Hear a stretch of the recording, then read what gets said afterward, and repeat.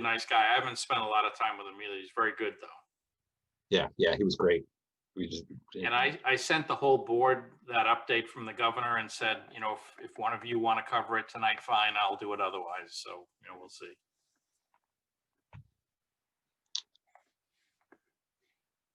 I suspect Rick had plenty to say without that curveball. Correct. Just me and you, Mark, tonight. That's it. The guys night out. I'm hoping that it expands a little bit from here. I asked Caitlin to send out a reminder just in case the 6:30 was there. I spoke to Vanessa about an hour ago. She remembers. Yeah. No, I'm sure everybody will come join. Oh, I see. Okay, I found my notes. Good. Chris, I didn't think I'd see you again. How are you, Bob? How are you? Oh, Chris. Okay. Hello, everybody.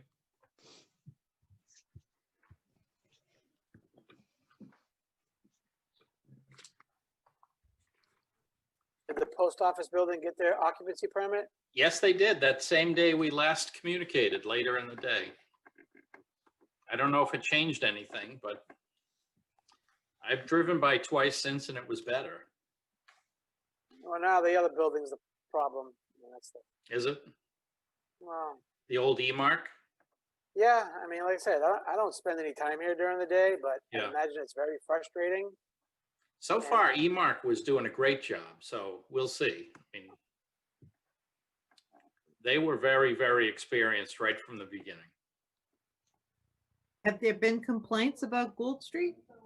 I haven't heard anything. For post office, yes, mostly from the town manager. For But- E-Mark, I don't think so. The Gould Street property, I haven't heard any issues with. Nothing specific, Gene, just in general. General parking complaints about the downtown. Parking, yeah. Just, Yeah. trying to go to the post office and stuff like that. I think, I mean, from what I can see when I'm down there, it looks like it's the post office. Yeah, I would agree with that. And the developer of the Gould Street site is anal when it comes to following rules. So And I and can't, he's built under every condition. every Cambridge, Somerville, he really takes it seriously. Yeah. I'm only smiling. I'm coming in late to the conversation, but if this is representative of there being a lot of people at the post office, Caitlin and I were both there yesterday at the same time.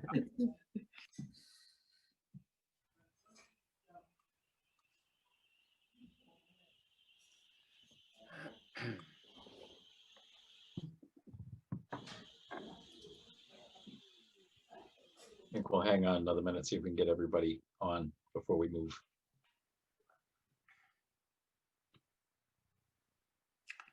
Gene, are you going to join us in executive session or not? Figured I'd come and see if I'm needed. If not, Well, you need to be invited in the motion. That's the only reason I ask. okay. I can definitely bow out and It's up just to Ivrea. It's really up to Jean. I think either Jean or Julie. Is Julie coming, Bob? Not at the executive session that I know of. Okay. I mean, you sent the timeline, Jean, so it's really up to you. I think we have everything we need, but you're more than happy. It doesn't compromise, anything that's said. The attorney-client privilege will still exist if you decide that you want to come in. Gene, if you don't mind, you may as well join. You never know what odd question might come up. sounds good. You're in the motion. Back in.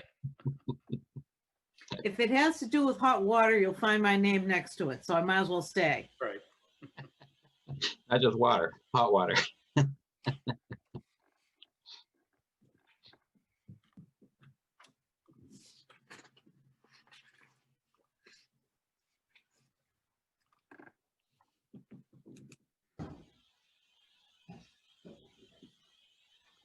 All right, 6:35. It's rock and roll, Mark. We're gonna run too late. Like for our other members to join so we can be all together. We know that they are joining. I haven't heard from Karen. I have heard from Vanessa. Okay. Did you text Karen or email her or anything? In process.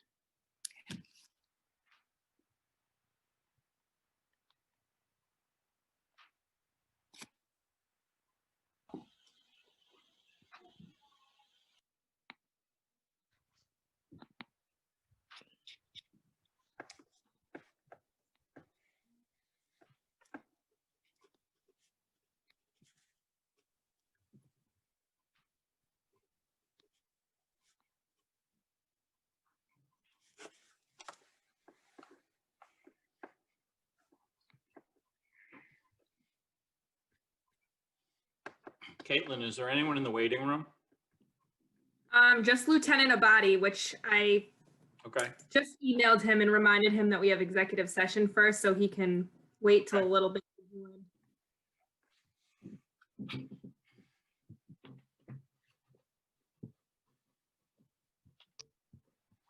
Yeah.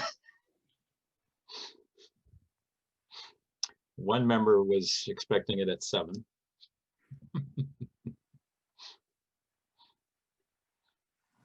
I can I only sent the guess which email. one.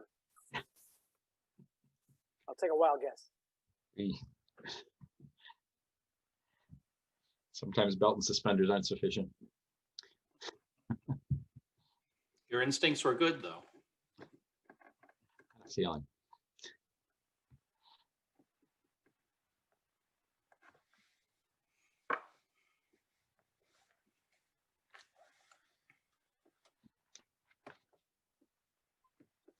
I'm gonna also, I'll text the other member.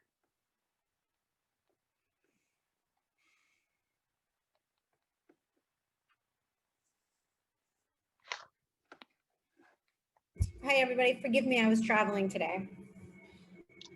No worries, welcome back.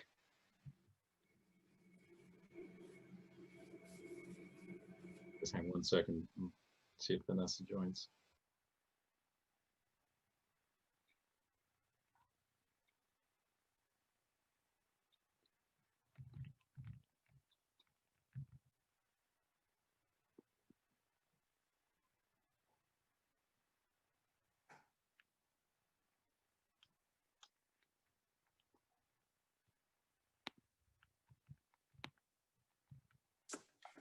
Well, I think we should start, and then hopefully she'll join as soon as she can. So RCTV, I'll give you a 3, 2, 1 countdown.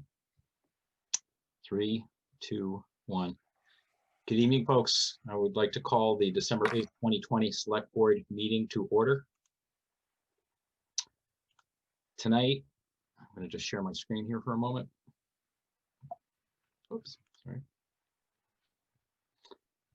So on tonight's agenda, as per the posted agenda, we're about to entertain a motion to enter executive session until about 7 o'clock, when we will return to open session and then continue with our meeting. Carlo, can I ask you to read this motion to enter executive session, please? Are you able to see it? Yep. Okay. All right, let me see. I'm gonna move it. Oh, that's good. Okay. Move to go into executive session, including general counsel. God, that moved the screen. Sorry. Pagnini, BHPK Law, and Eva Fried, and Chris Heap, both from Mieres and Harrington. Staff members Bob LaSure, Caitlin Saunders, Jean Delios, and Julie Mercier, in order to discuss strategy with respect to litigation and pending actions involving 59 Middlesex Road, and that the select board chair declare that an open meeting may have a detrimental effect on the bargaining position of the body, and to reconvene in open session at approximately 7 p.m. Is there a second? Second. Thank you. Okay, we will take a roll call vote to move into executive session. So Carlo, Yes. Anne, Yes. Karen, Yes. Vanessa, I'm not sure if you're on right now. Are you on, Vanessa? Not yet. Okay, and Mark votes yes. So we will move to executive session.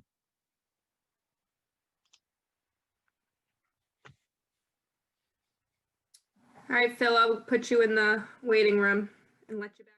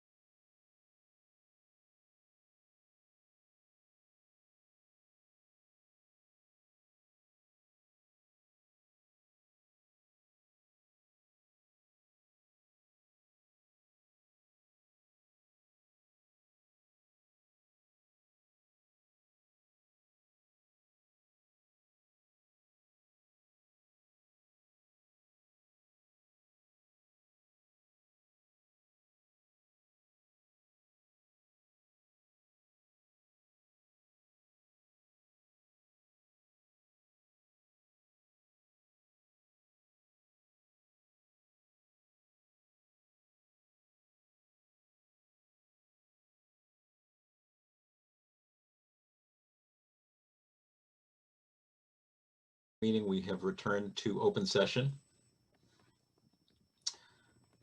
I see people are still coming in through the waiting room, which is great. Okay. So I'm going to share my screen.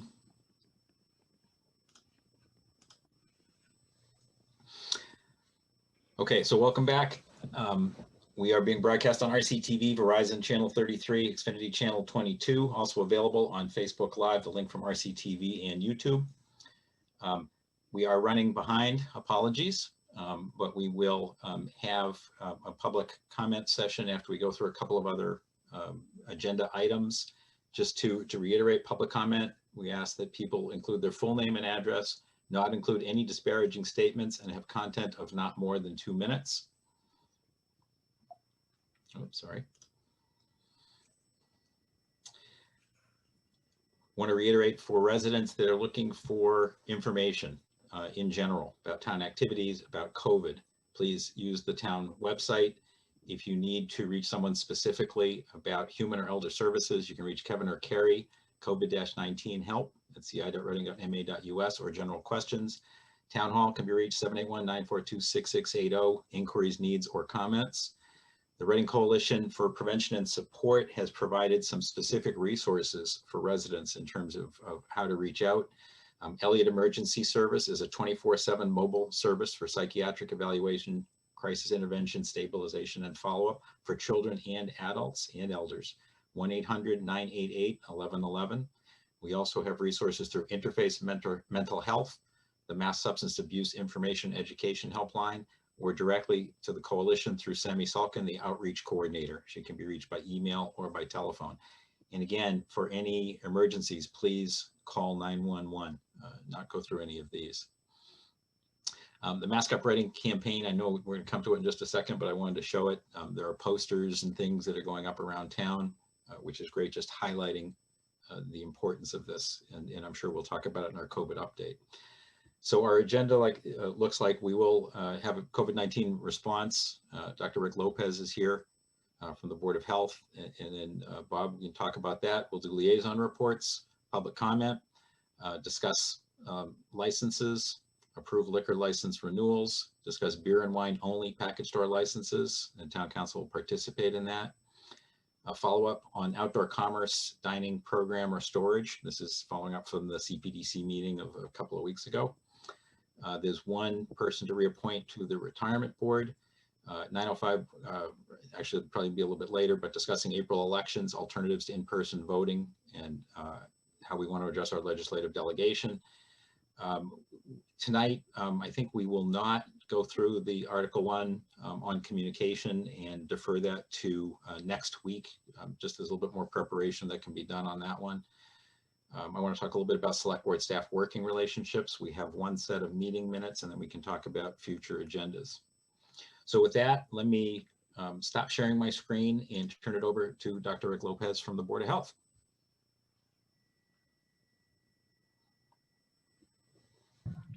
So, good evening. I guess this is my first initiation before the select board, so bear with me. And I think I've met either virtually almost everyone in some way, shape, or form. And so, except maybe Vanessa, I don't think we've connected, but hi. So, to be brief, you know, as of last Thursday, on the state, we reported 83 active cases. You know, Reading remains yellow, and so that at moderate risk. North Reading and Wakefield are yellow, but our surrounding communities of Wilmington, Stoneham, and Woburn are in the red. And that's telling because you know, the virus doesn't recognize city lines, and in some ways we're all in this together. There are about 5 active cases in the school system, sort of scattered about, one at Austin. And just to give you a flavor of what's happening on the business side of things, Cafe Capri had 1 active case and had to close for about a week for cleaning and quarantine. Reading Daycare had an active case, closed for a couple weeks. Douglas Funeral Home, the same. one active case, and they did a cleaning. Christopher's was also closed for a week when there was one active case among staff. And there was a temp nurse at Artis Senior Living and who was a non-resident, and all the patients were and staff were tested, although we don't have those results as of the end of last week. But things are definitely picking up. Christine Harris, the public health nurse, on Thursday, as she was reporting to us, she said just the previous day, last Wednesday, there were 13 new cases. And so I'm, kind of concerned that we're heading, like the rest of the state and frankly the rest of the nation, in the wrong direction. And we should probably later this week start to see any cases that may have been result of Thanksgiving gatherings. So we'll see how that plays out. Things come up, like there was apparent concern at the Burbank rink about captains' practices, where the team captains practice, and there were a large number of hockey players on the ice, more than was appropriate. So Peter Morandi, our health director, spoke to the facility ownership management there to sort of clarify what the current guidelines are. And interesting thing came up around what are we going to do about open air ice rinks. So some parks are flooded, they ice up, kids play pickup games with hockey and so forth. And we talked a little bit about that on Thursday, and we're developing some guidelines. We need to get the message out about how to have activities at those open air ice rinks that are safe. All of our contact tracing is being done in-house at Reading. We haven't had to reach out to the Contact Tracing Collaborative, which is the state contact tracing. And although I think if the cases continue to climb, we may need to do that. And of interest, Peter and I spoke with Erica and Sammy of the RICASA program yesterday or a couple days ago, and Erica mentioned that they've seen a bump, 10 to 25% more calls and cases relating to anxiety and depression, particularly in October. And since then, probably as a result of the pandemic. So that is sort of it at the Reading level of what's going on. I think at our meeting next week, we're going to be talking more about what's happening with the state organizing the vaccine distribution, and we'll talk more about testing and how we can make that easier. A couple other things. At the state level, you probably all heard the news today that the governor has rolled back the entire state from phase 3, step 2 to step 1. That has some implications about the volume of people, let's say at restaurants, and the capacity in libraries going from 50 to 40%. It also decreases the acceptable number of outdoor people who have outdoor activities, how many can gather, and the same with indoor. I think that, and I would just say, finally, just at the national level, and actually at the state level, you probably heard also that today the state reported 3,600 cases, which is far and away, I think, the highest we've seen, even going back to March and April. And at the national level, the only point to be made is that the CDC did revise the quarantine guidelines to make them a little bit more reasonable. So if someone is a contact, they're asymptomatic, rather than 14 days, 10 days is now the guideline. And even earlier at day 7 or 8 if they have a negative PCR test. And so that is it on COVID. Any questions or concerns? Board members, any questions? Mark, I have a question. Yeah. Richard, thanks so much for this update. I am interested to hear you say how we can make testing better. Can you elaborate on that at all? Well, I think what I can elaborate on is that the ease of getting testing is really not great right now agree. in the state. And although the state is expanding their testing sites that are part of the Stop the Spread effort, oftentimes there are long waiting periods there as well.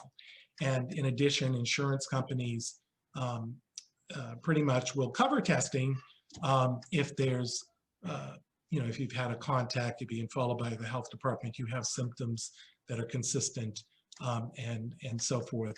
However, if you want to be tested because of you're going to travel or some other reason, insurances don't cover it. So there's a lot of problems right now. I can't really give you a whole lot of solutions. I think some towns are, I believe, doing some testing for residents, but it's potentially a very complex and expensive task to do that. So I do want to bring it to the board next Thursday, a week from Thursday when we meet next, to talk about what are our possibilities, what other towns are doing, and is there something we could do even regionally? Thank you. That would be terrific. Other questions?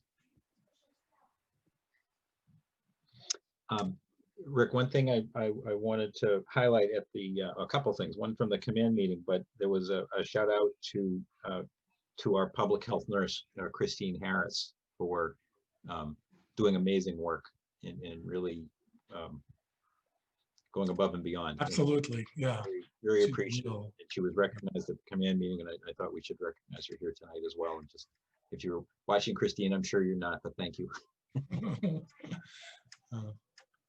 The other question, I guess, and obviously the board is going to talk about it, but command has been looking into this question also and trying to see what resources command can help with as it would relate to testing resources, to see if there's any possibilities. So, and Carrie Donnell from the board has been at those meetings and engaged in some of these discussions as well. So I just wanted to further answer your question, Karen. Thank you.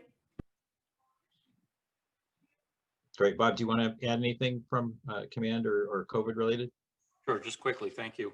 The rollback to step 1 is effective this Sunday, but just so the community knows, the library is taking part in their rollback immediately. So they will be following the new guidelines tomorrow. It's not a huge change for the library. One of the numbers that's changing is 50% to 40% capacity, for instance. So, that's difficult to measure. Other issues discussed at command, the school committee last Thursday, and I watched the meeting, was interested in allowing parents in and spectators into some of the sports that will begin after the new year. The Middlesex League had voted not to allow parents, so that's an ongoing discussion. There was some discussion about testing, as two of you have mentioned. There is a medical facility in town that had been starting to pursue that a few months ago, went through a permitting process with CPDC, got the permission, and had reconsidered not doing testing, but we've asked them to reconsider to do testing. So that's really the best we can do there. And I may as well update now that we have a rental and mortgage assistance program launched with the help of Reading Cooperative Foundation last week, thanks to Julie Thurlow. There's plenty of information online and on the website, and I appreciate some of the board members that have forwarded it. We don't expect this to be a large impact in Reading compared to some other communities. We're very lucky, but we're very, very interested in helping those that most need the help. So we have not seen a lot of interest so far that qualify. We've seen interest, but not people that are behind in their mortgages or their rent. So as Julie and the bank process some things, I'll certainly keep the board up to date. And that's all I have. Thank you. Thanks, Bob. And a couple of things on that. One is thanks to Bob, to Julie Thurlow and Reading Co-op, and to staff for, and to Ivrea, I don't know if you're still here, but for pulling this together very, very quickly And again, even if it just helps a few people, I think that's great. The deadline for applying, Bob, is the 21st of December? That's correct. It's Monday at 5 o'clock before the Christmas holiday.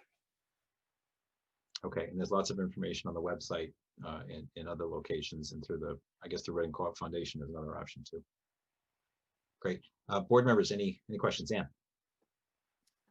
First, I'd just like to echo Mark's thanks to Bob and staff and Reading Cooperative Bank for getting this innovative program up and running for people most in need with respect to housing needs in our community.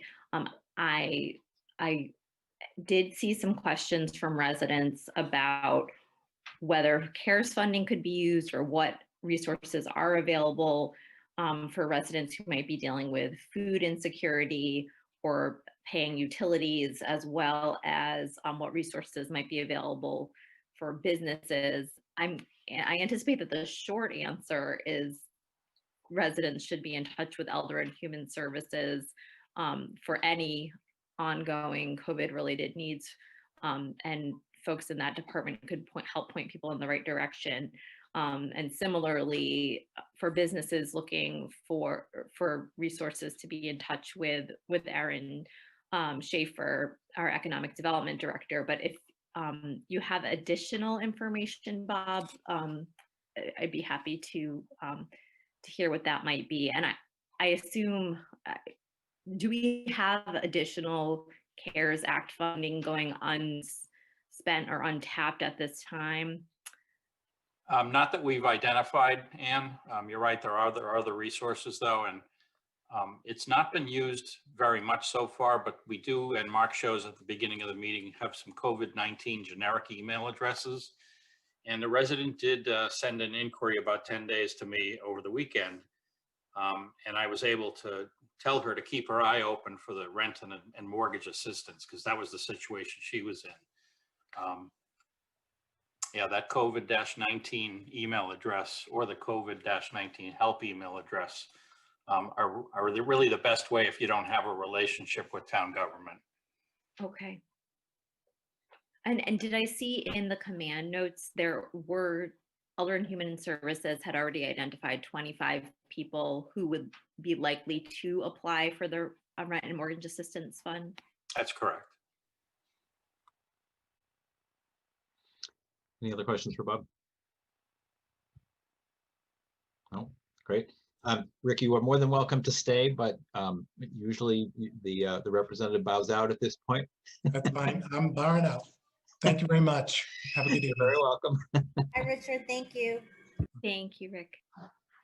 Next on our agenda, I think, is liaison reports. Who has reports that they would like to make? Okay, so I see Ann, Carlo, and Vanessa. Why don't we do it in that order? Ann, Carlo, and Vanessa, please. Oh, you're muted still.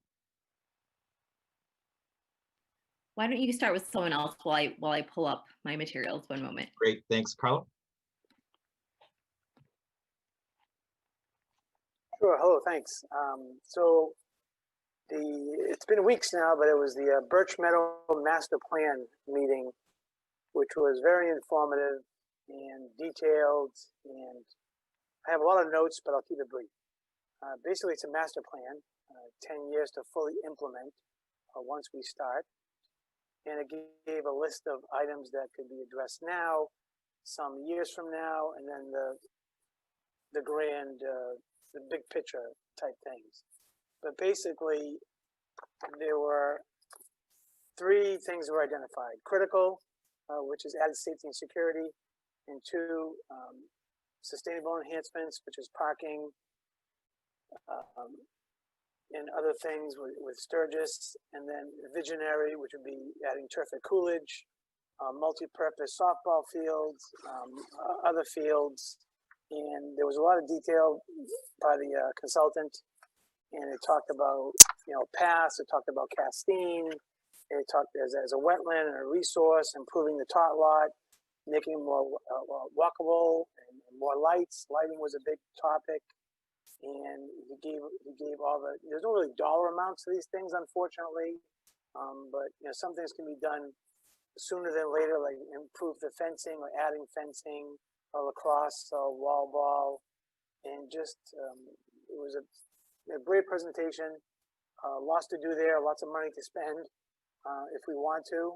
But again, you know, whether we want more turf or less turf, that's another discussion, and that would be a lot of people involved in that. But it was a very good meeting, and I think there'll be a lot more discussion going forward. But and that was it. It was a lot of information in one night, so I'm glad I attended, and I learned a lot more than I knew. Thanks. Thanks, Carl. Vanessa.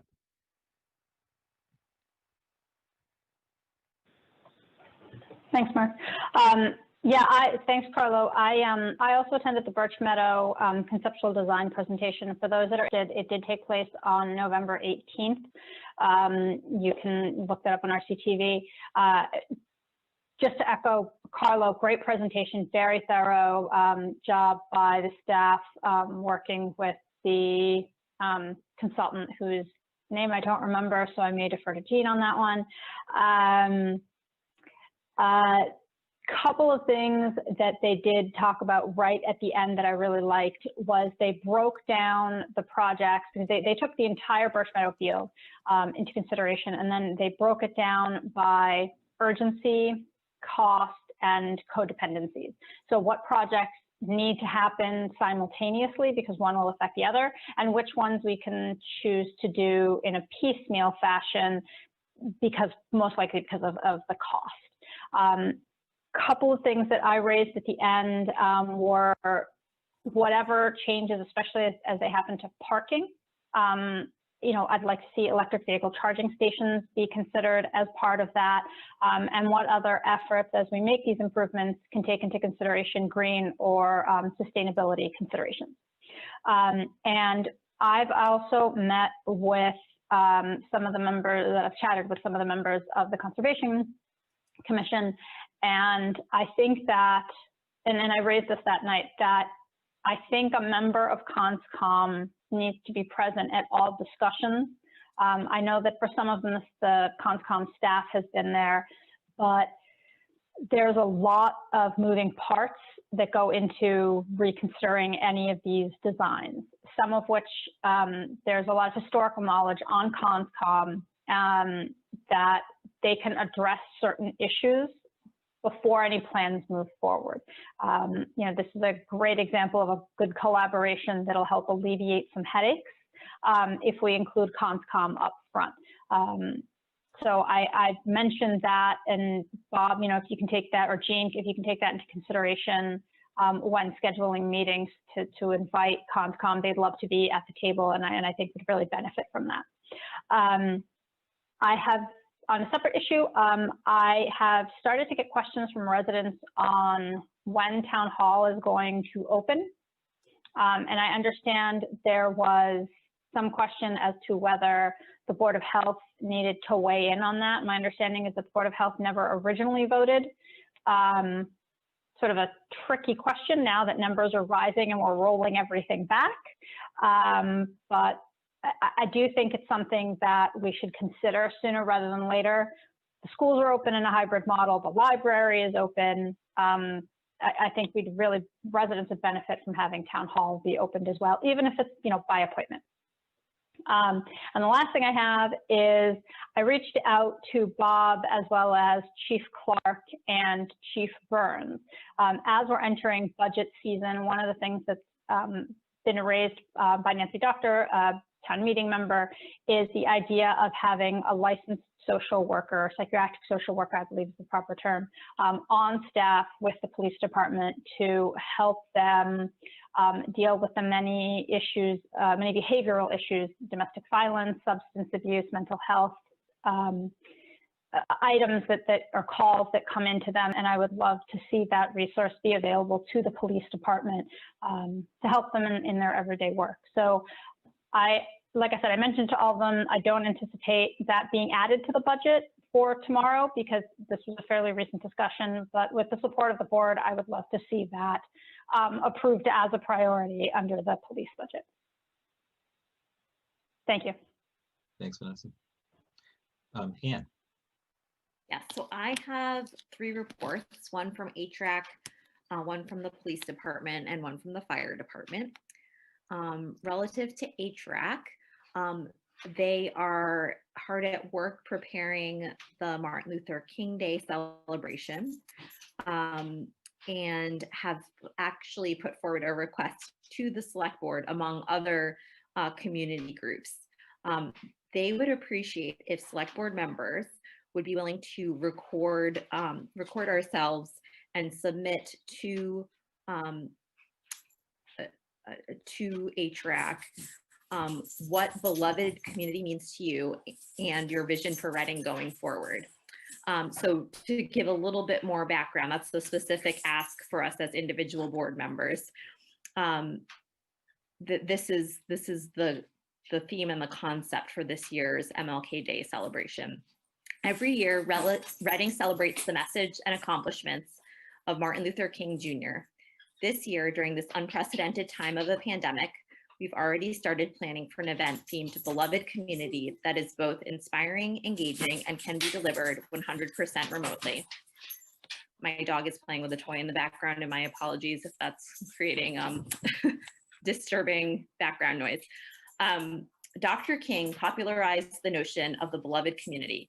He defined it as a society based on justice, equal opportunity, and love of one's fellow human beings. Also notable is there were many before him who fought for the rights of those who were not treated equally. So they're looking for everyone interested to help internalize the message as a unified beloved community. They're looking for 3 to 5 minute pre-recordings exemplifying beloved community. And we can confirm with them our willingness to participate by December 24th and should get content to Kyung from HRAC by the 5th. So not to put folks on the spot, but if you are willing to participate, it would be great to get to confirm that with HRAC by the 24th, and then actual recordings can be submitted by the 5th.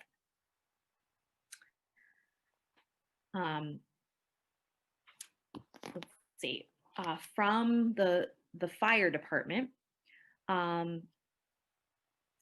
as you likely all will remember, in February of this year, there was a fire in Reading, and Reading's fire department Group 1 responded under the command of Captain Dwyer and Lieutenant Mayette to 1 High Street for a reported structure fire. The fire ultimately went to 4 alarms with 2 critically injured victims who were rescued and removed from the building. Advanced life support, emergency medical treatment, and transportation was given to the victims, and a 12-unit apartment building was evacuated by Reading firefighters. Unfortunately, 1 victim succumbed to her injuries after 2 days of treatment in a critical care unit. One thing that was really unusual and exceptional about the actions of the Reading Fire Department members was that they not only removed the victims from the building, but then immediately provided emergency medical services because they were the only ones there to do so. So we, remember and we remember the victim, and especially at this time of year with the holiday season upon us, and we think and express our sadness and remembrance to the family members and friends of that victim.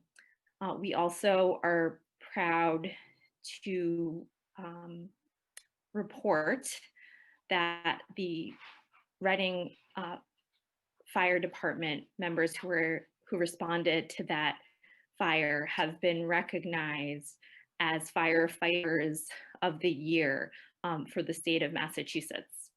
And let me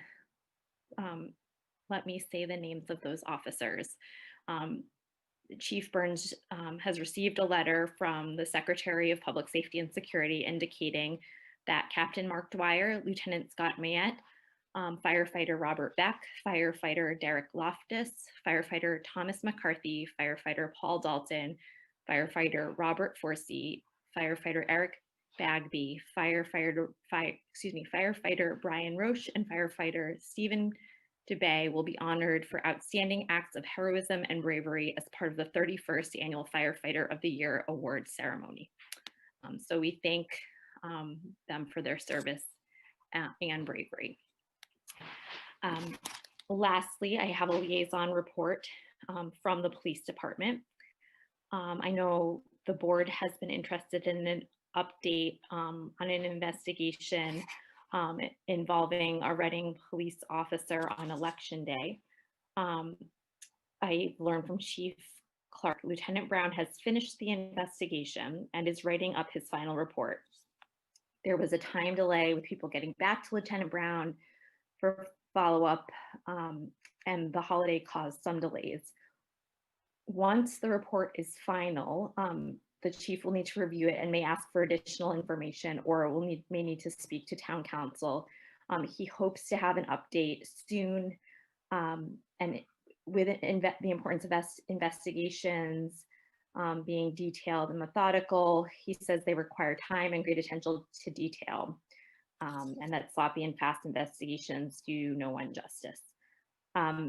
The department reports that the special Reading police patches designed to support local charities have raised the following amounts.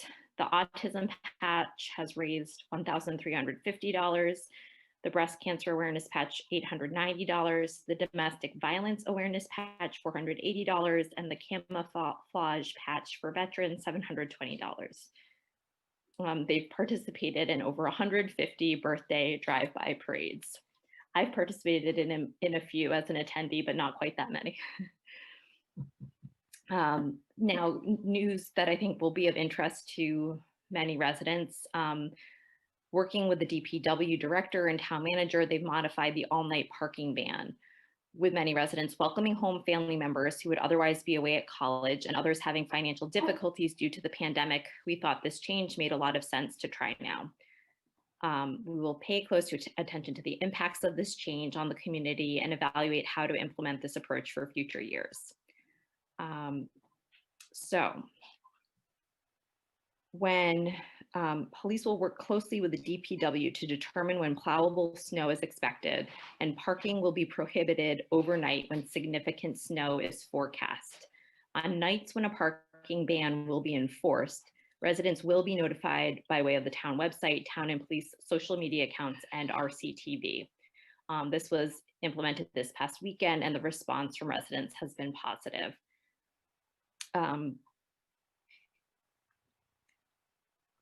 They also report that thanks to a tip from an alert resident and great work by officers, the department charged 2 men after they allegedly fished through a public mailbox, and they are working with other agencies as items recovered link the suspects to other incidents as well. The chief reports that that officers have been attending various trainings. And this is a highlight of trainings. COVID restrictions has limited both availability and class sizes for trainings. But they have managed the following trainings. One that all sworn officers attended was a de-escalation and excited delirium training put on by the fire department. Another that all sworn officers attended was a de-escalation for the mentally ill and psych procedures taught by a psychiatric emergency room nurse. They were able to send officers to a de-escalation and cultural awareness training and hope to be able to send more soon. They've held a training for officers on dementia, send officers to a social media investigation with juveniles training, and supervisors have attended a training on crowd control for leaders. So that is my full report. Very complete. Thank you, Ann. Karen, anything to report? Yes, sure. Yes, can you hear me? Yes. Okay. I'm using new technology tonight, so let me know if you can't hear me, or I shouldn't say that. I'm remote from Florida, and I'm not clear that on my hotel's Wi-Fi capabilities, so hopefully it'll come through. Also, the heating system's a little noisy. So, question for Anne. Anne, thank you for that update on the investigation that Chief Clark is working on. Will he be coming to present the results of the investigation to the select board? Or maybe it's a question for Bob.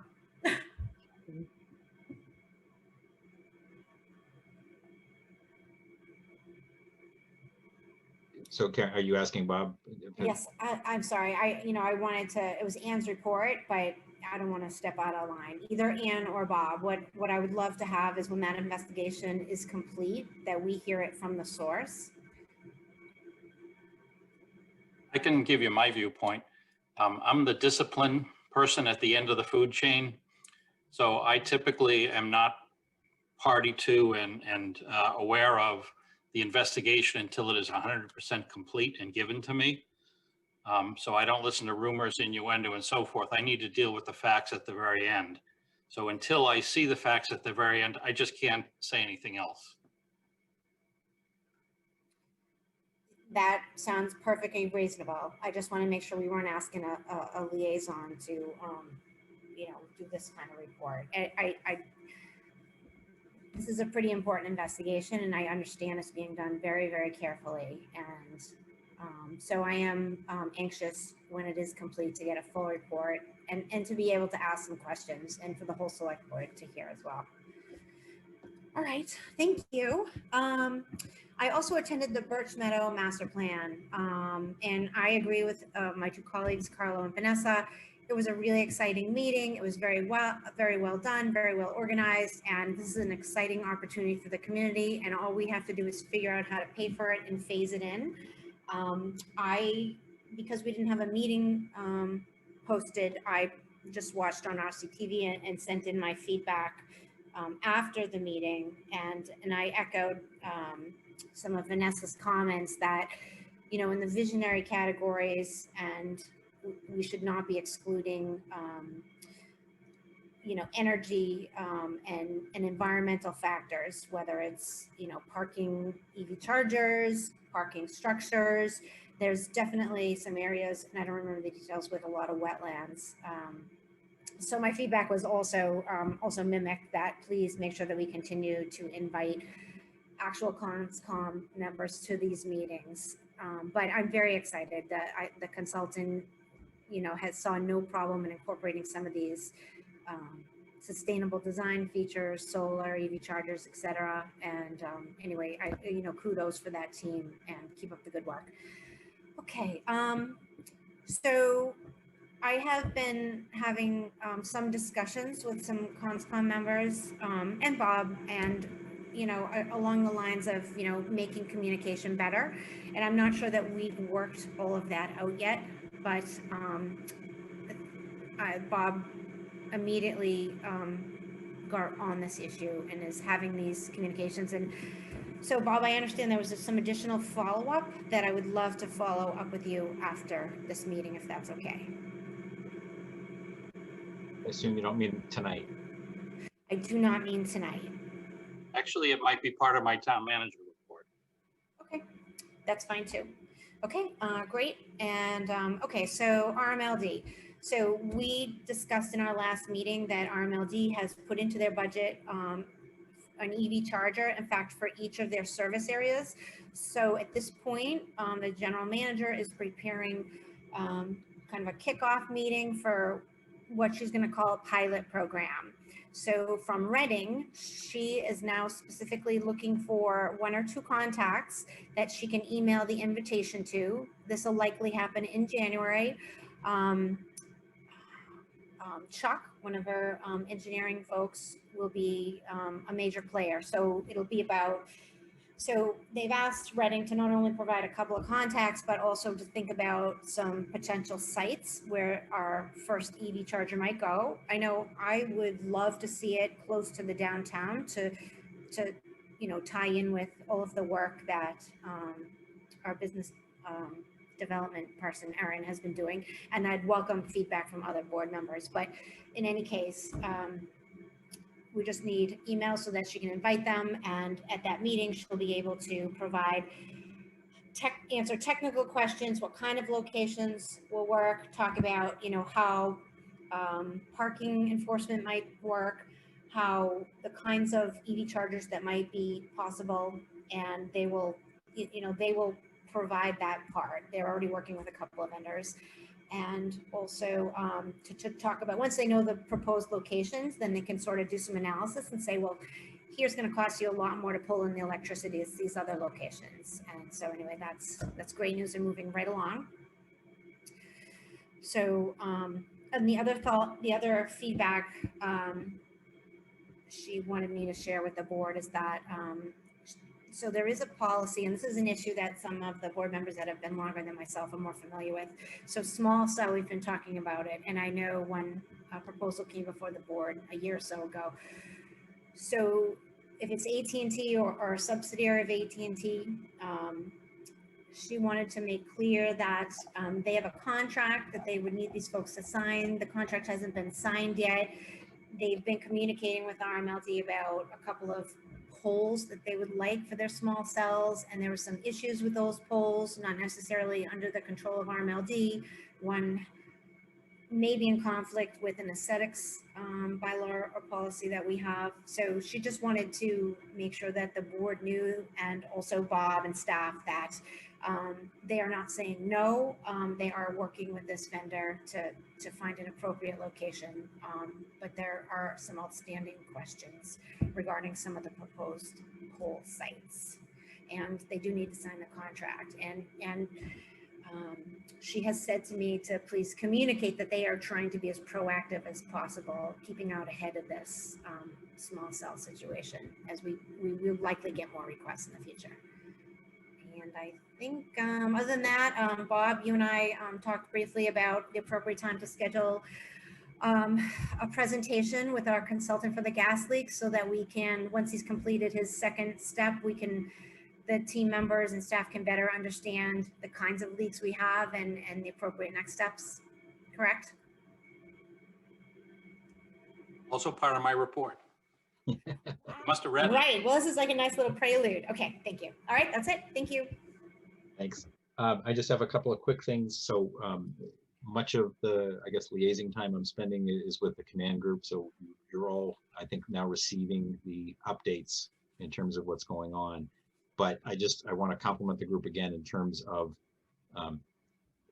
putting the community very much up front, trying to figure out what the best approaches are to all sorts of different activities, from anything related to anything from food distribution to the potential of testing and other activities, to helping out other parts of the community that are in need of assistance, and kind of thinking forward for what's going to happen, all the way right through to thinking about vaccine distribution. And so, Board of Health has representation there.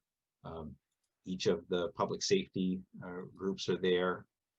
Jean is there, Bob is there, I'm there. It's a great group of folks and doing all, I think, the right things for the town. So I just want to kind of echo my vote of support there again.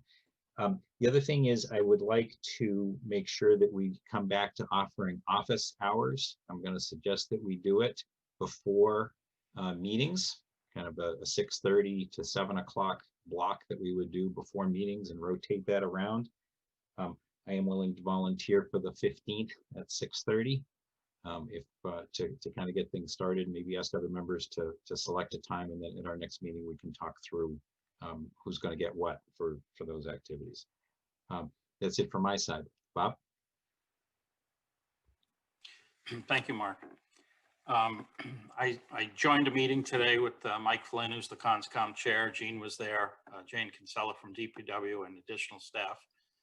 I expected to solve the whole problem in an hour, and I had to leave after an hour, and they met for another hour and a half. So I had updated you, or two of you, Karen and Mark, as liaison and chair, about a discussion the three department heads, or two department heads, and myself had about communication. And it's more complex than what we said.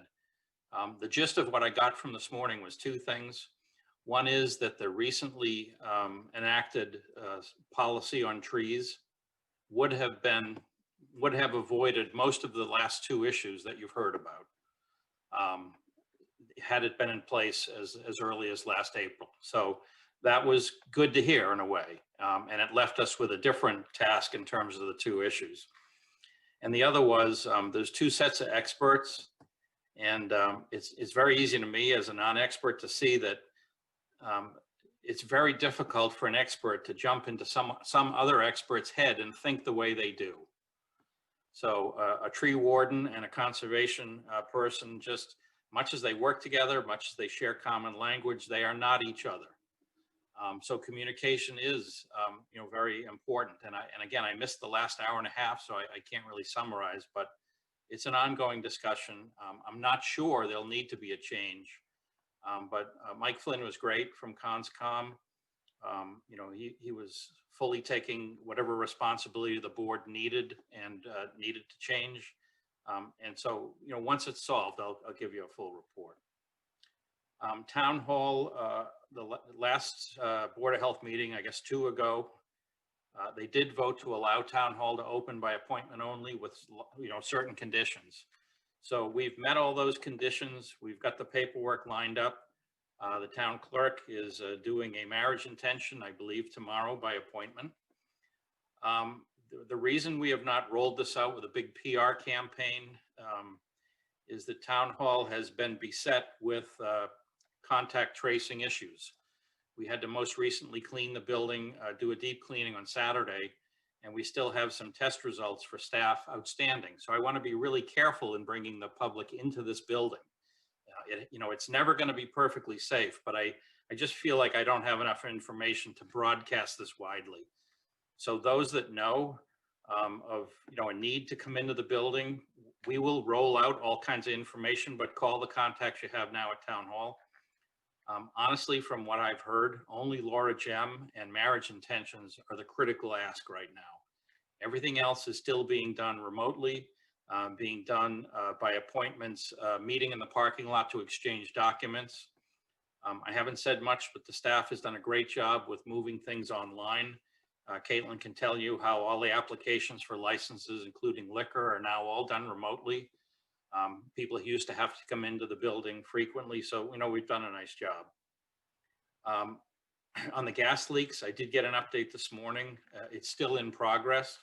It looks like Bob will be able to finish his work in the field this month, which he hoped to do depending on the weather.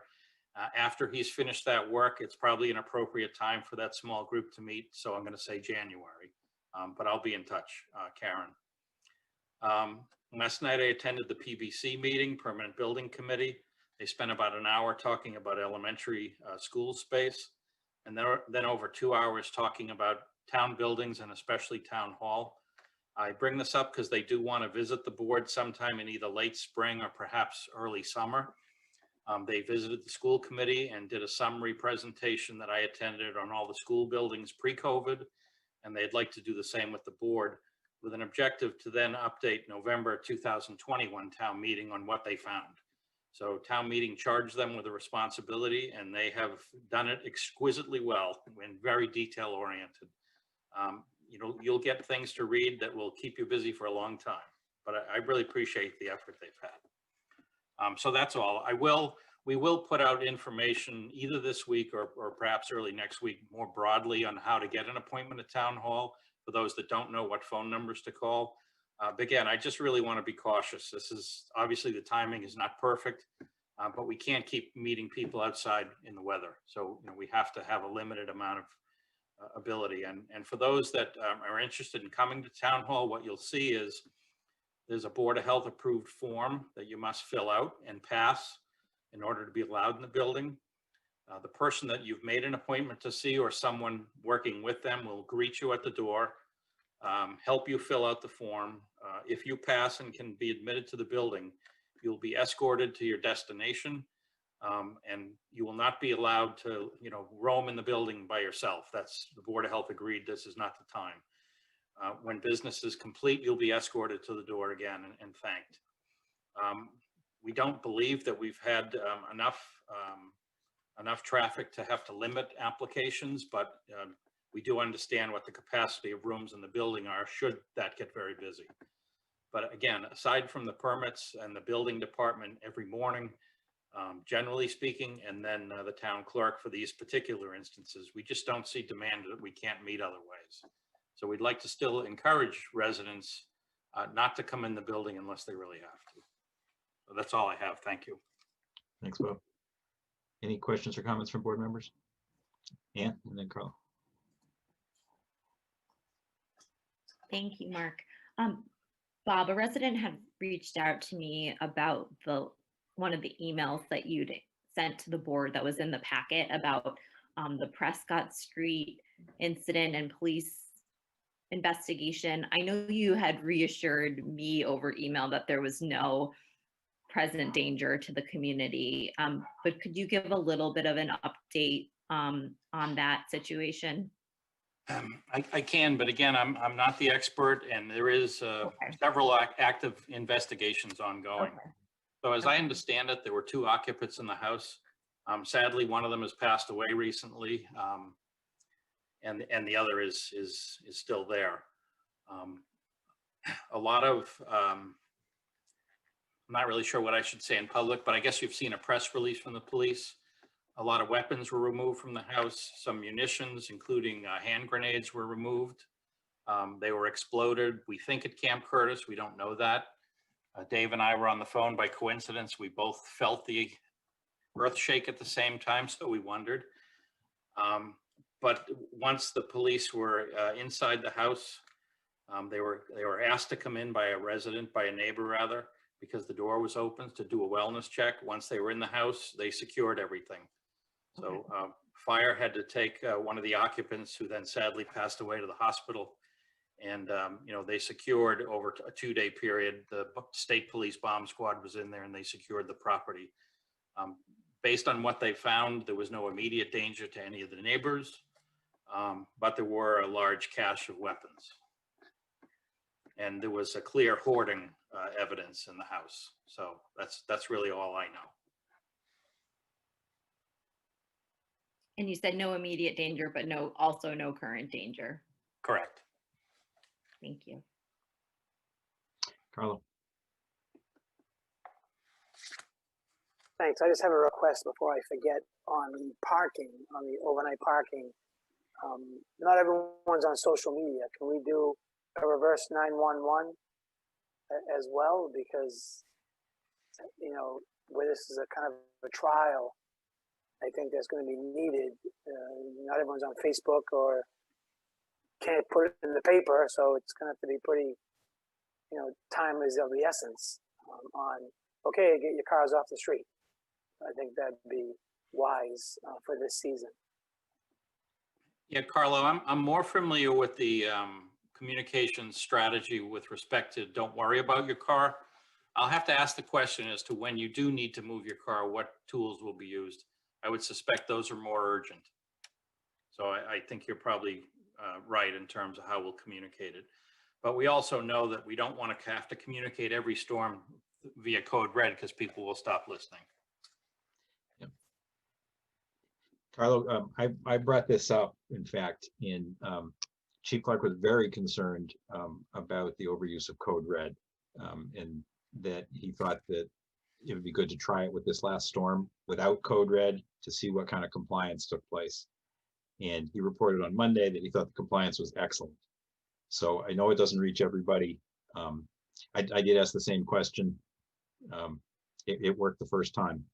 So the hope was to be able to continue, kind of all outreach, pretty much other than code red, unless it turns out to be a problem. Other questions or comments? Okay, well, we're pretty close to our agenda timing right now. When do we do this? Why don't we do public comment? I think we have at least one person. Caitlin, do we have more than one? Just one. Okay, is it Mark Delaney? Yes. Why don't we invite him to come in, and then I'm going to suggest we take a couple of minute break after that, and then we'll dig into the licenses from there.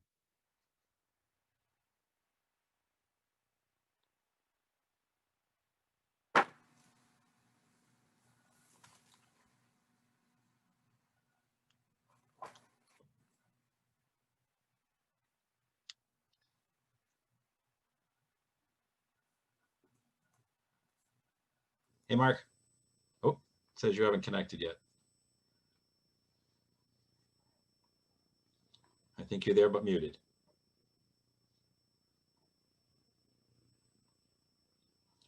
You should try to unmute yourself, Mark. Can't hear. We do not hear you. Caitlin, can you invite him to unmute? There you go. How's that? Sorry, I'm not high tech. Mark Delaney, 26 Beacon Street. My main purpose tonight is to just thank the board on behalf of the neighborhood for your vote on the cell tower. Special thanks for Vanessa for making the motion. The entire board supported that, and the neighborhood is greatly appreciative of that vote. Having said that, if you've checked your emails, there is a little bit of a controversy that's already started with the time frame the town manager has laid out for issuing the RFP, not until next May, the construction not beginning till next fall. You know, we appreciate these are trying times. Yeah, it would be helpful if we understood the sequence of events that lead to an RFP, that lead to the construction, because what we saw in the town engineer's memo submitted, it's in your packet, is those timeframes are likely to be stretched out. So the way we're seeing it, this project is not going to get off the ground probably until 2022. And the lack of information, just based on what we've read, and again, with these trying times, there's no opportunity for back and forth. Someone makes a comment, we send an email. I'm sure it's driving you people crazy. You got more important things to do than hear about this cell tower anymore.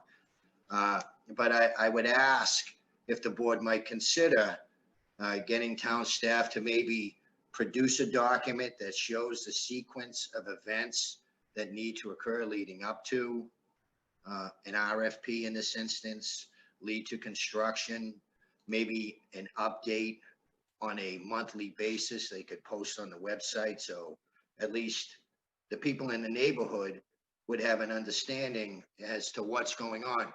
If you recall, in 2018, when a decision and plan was put forth, it was 1.5 years later that the whole thing turned around. And I'm not saying that's going to happen this time, but based on the timeframes that have been presented, it looks like a 2022, is when this project will likely kick off. And that's another 1.5 years away. So I don't want that controversy to take away for the main purpose. I'm here. Thank you. This is from the entire neighborhood. Thank all of the board members.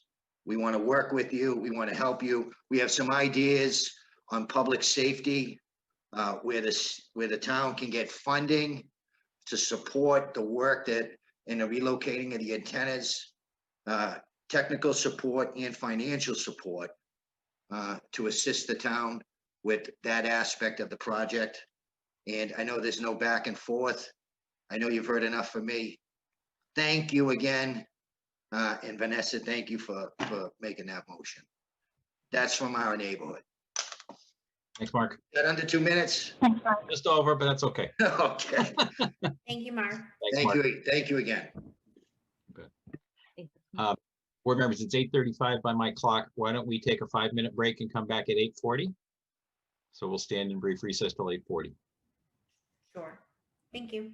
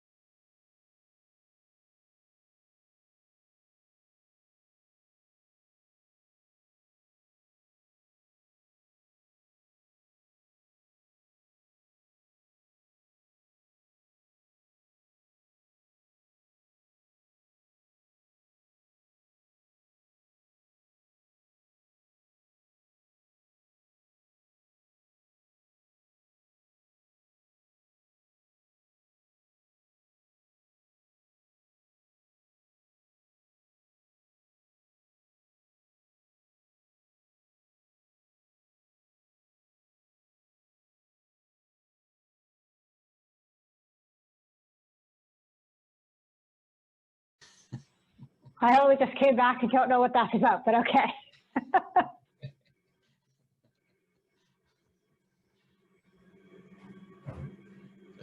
A glass of ice water, just to be clear.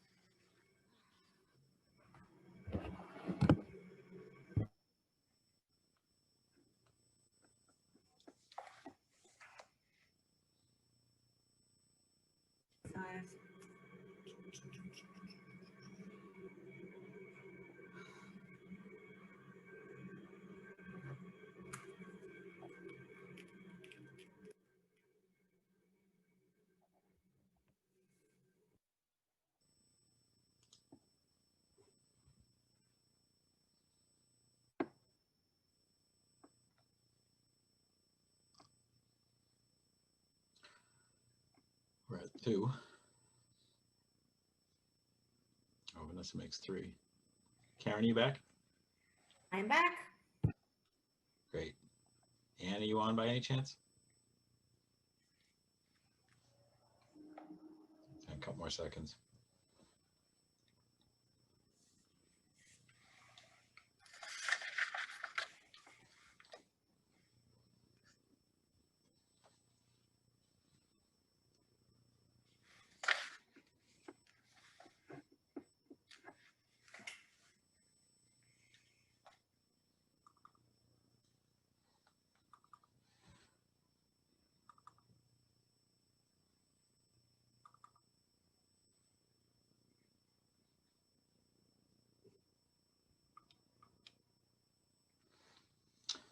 Why don't we continue? We got a quorum. I'll call the board back into order, into session. Next on the agenda, we have any licenses to discuss, Bob, before the liquor licenses? Yeah, just quickly. If you don't mind, I'll share my screen. Please. Just to remind the board, under its current policy, Article 3.1.6, the board has delegated to myself, to my office, the authority to issue certain licenses. And so, you know, this will serve to show you, or will give you a list of what licenses we've issued. These would be licenses other than liquor licenses, which you have not delegated. Caitlin can give you a highlight. It's things like entertainment.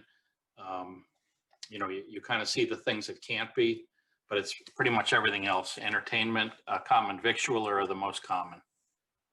So I just wanted to remind the board that you have done that delegation. Bob, that's both for, I'll call it an annual license as well as occasion? That's correct. Got it. Thanks. And the only other delegation you've done in liquor is the one-day liquor license, because you can't meet necessarily every time there's a need for that. And I'll also mention that town council is lurking somewhere in the background and can keep me in line if I don't say anything that's right. So that's the only comment I wanted to make on non-liquor licenses. And we've run into no issues, no problems, thankfully. You know, unfortunately, a lot of the license holders are having a tough time with COVID. Any questions from board members about those licenses? Here. Nope. Okay. So let's roll on to liquor licenses. Let's see. Okay, I have the various motions. I guess maybe I can put this up on the screen. I was gonna, whoops, sorry. I was gonna suggest first thing is if we have questions from board members. Yeah, and also Lieutenant Abadi is here. Great. He personally conducted the liquor license inspections this year. And one was today, so I'm assuming he completed them. Rich, can we ask you to comment in terms of findings and any issues that we should be aware of? There were no real issues, just a little bit of catch up with some paperwork from some people, but just concerns out of everyone. Like Bob had said earlier, they're all hurting a little bit. Some feedback from them was some of the businesses that already have a takeout to go delivery before the COVID came out, that's kind of carrying them. Other places that never had that, they're really struggling. They were looking forward to tonight. I think you have a discussion later on also about extended patio service. So a lot of people eager to see what you all figure out tonight. Great, thanks. And in terms of the package stores, any compliance issues that we need to be aware of? No, nothing lately. I think the chief mentioned maybe a week or two of maybe in Carson, we were talking about doing some operations soon, but we'll make sure we're compliant with that. Great. Okay, so from your perspective, there's nothing that would lead us to question any of these licenses? No, sir. Thanks. Board members, any other questions?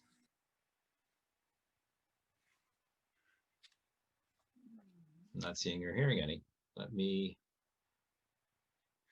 share my screen this time.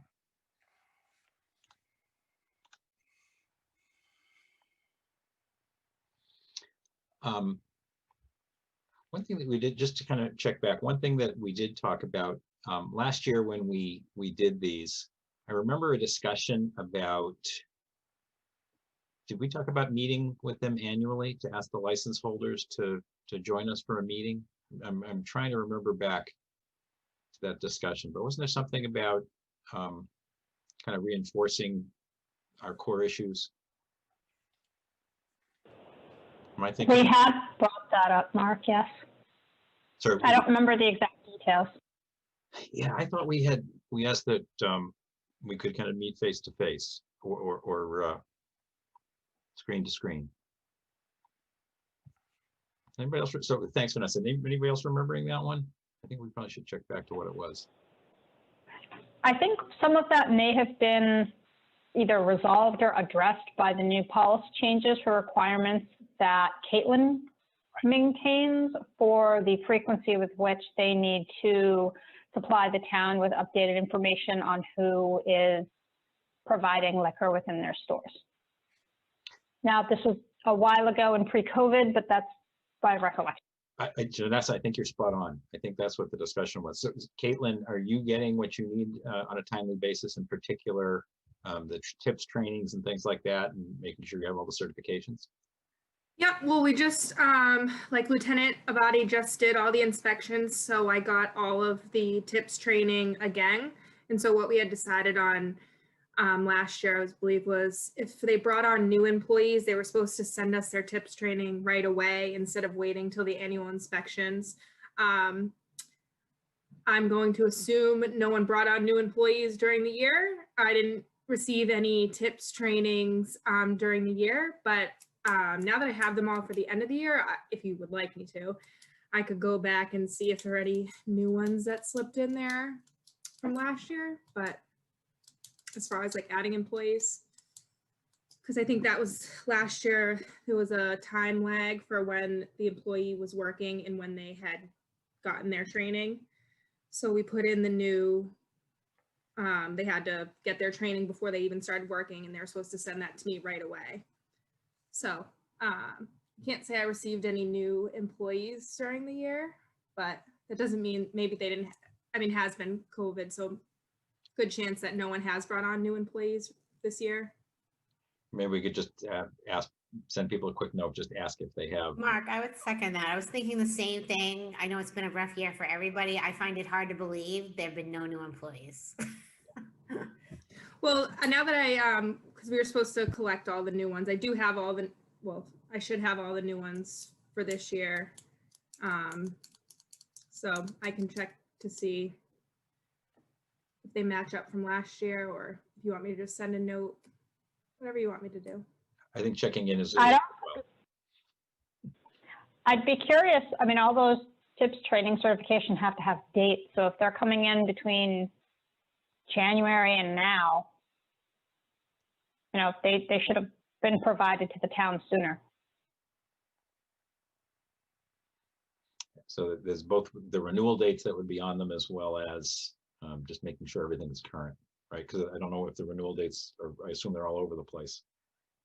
Yeah, I think it depends on when they take them and how long they're good for, depending on what program they do. So sometimes they don't, the ones they give us are the same as last year because they weren't expired yet. Sometimes they're new because they had just taken them because they had just expired. Yeah, I think my interest is in making sure that everyone is up to date in terms of their training. We're making sure of compliance. I know last year we reinforced very strongly our core issues, and we had a chance, I think, to address many of the license holders. I don't think all of them, but many of them.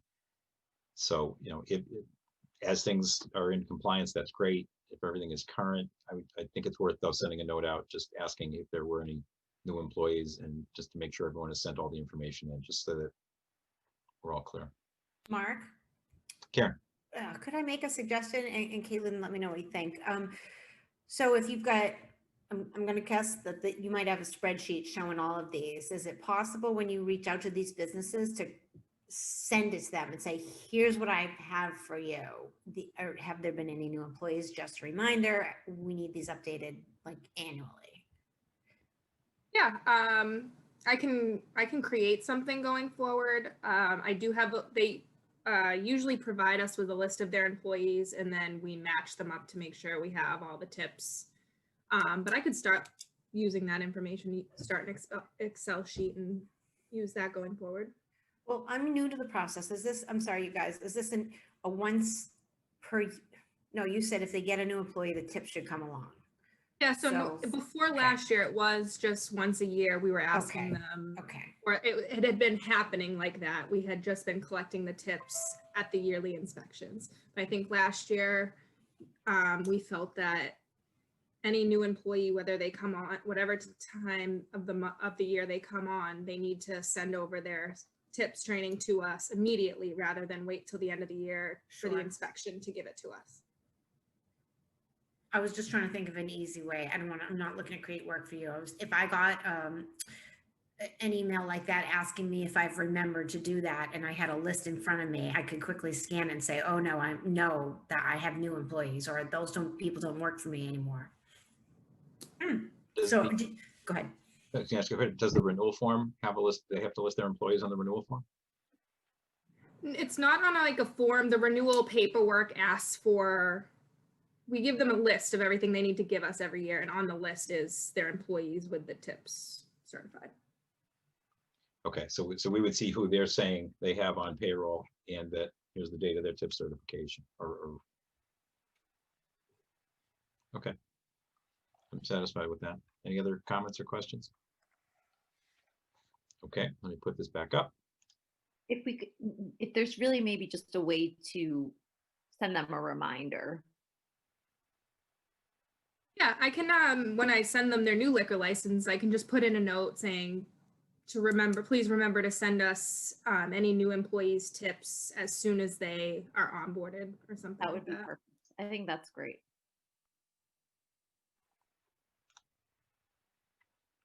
Okay.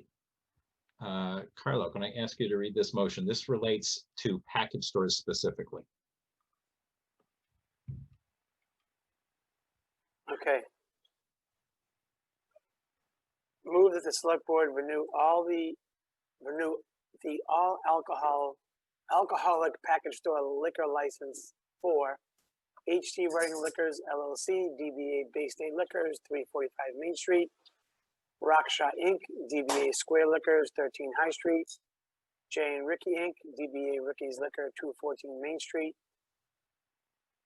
and Stasasi Brookline Inc., DBA Reading Fine Wine and Spirits, 25 Walkersbrook Drive, Kajal and Kevin LLC, DBA The Liquor Junction, 1 General Way, Pamplemousse Inc., DBA Pamplemousse, 26 Hayden Street, for a term expiring December 31st, 2021, subject to the following conditions.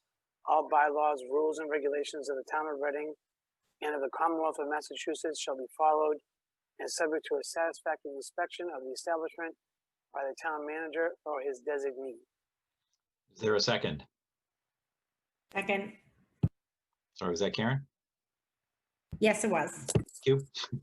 Just making sure. Any further discussion? Okay, we'll take a roll call vote as I'm seeing or not seeing you. So Karen, Yes. Vanessa, Yes. Carlo, Yes. Ann, Yes. Mark, yes. You're 5-0. Thank you. Oops. Oops, sorry, I went too far. So that's package stores. Okay, so this is for clubs. Carlo, can I ask you to read this motion, please? Okay. Move this so I can read it. Move the select board renew the all alcoholic club liquor license for Meadowbrook Golf Corp of Reading, Mass, DBA Meadowbrook Golf Club, 292 Grove Street, Home Building Corp, DBA Knights of Columbus, 11 Sanborn Street, for a term expiring December 31st, 2021, subject to the following conditions.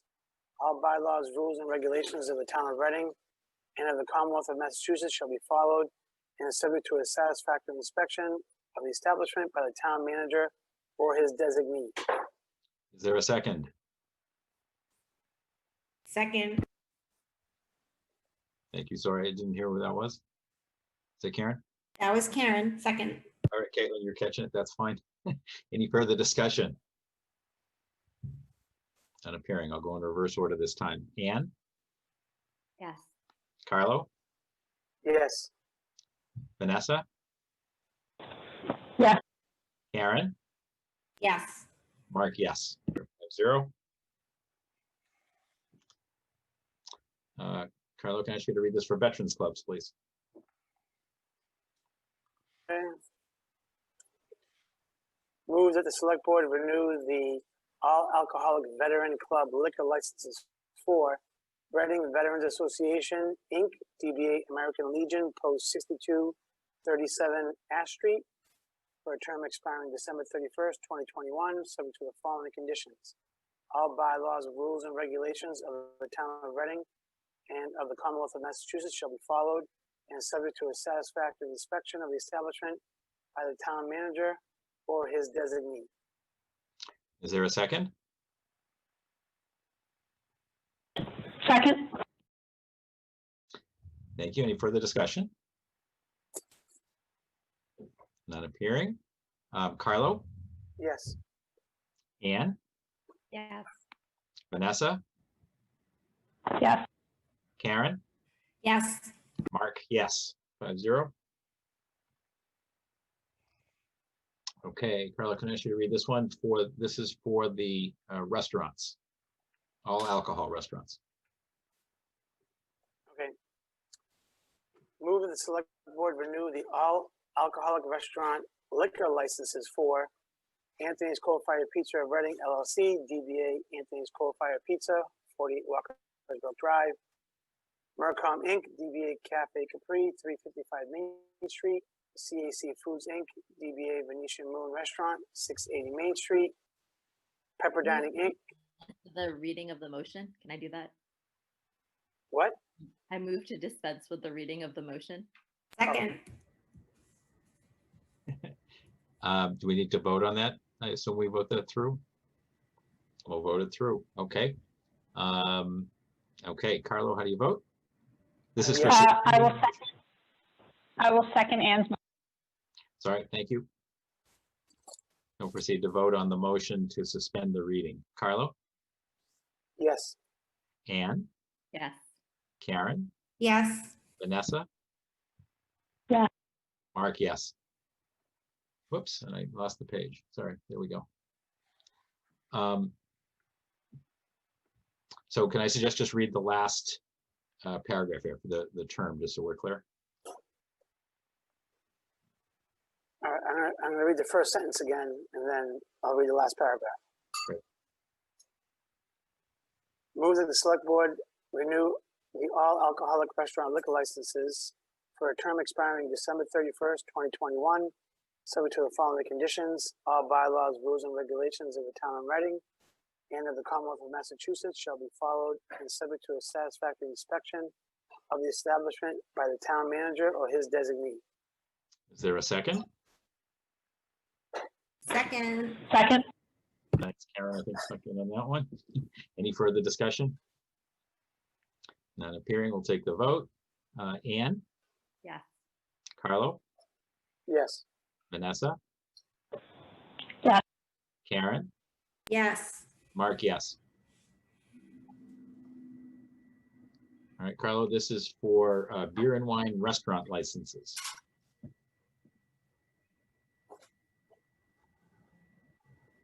Okay. Move that the select board renew the wine and malt restaurant liquor licenses for Palatat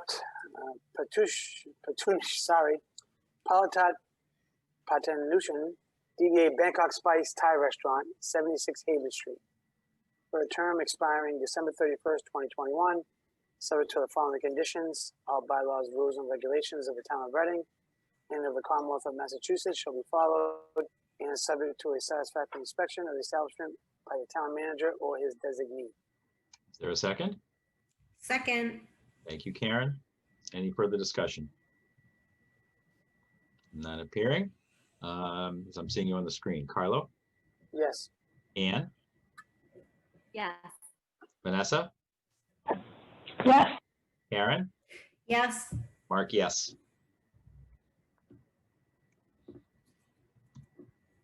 Okay.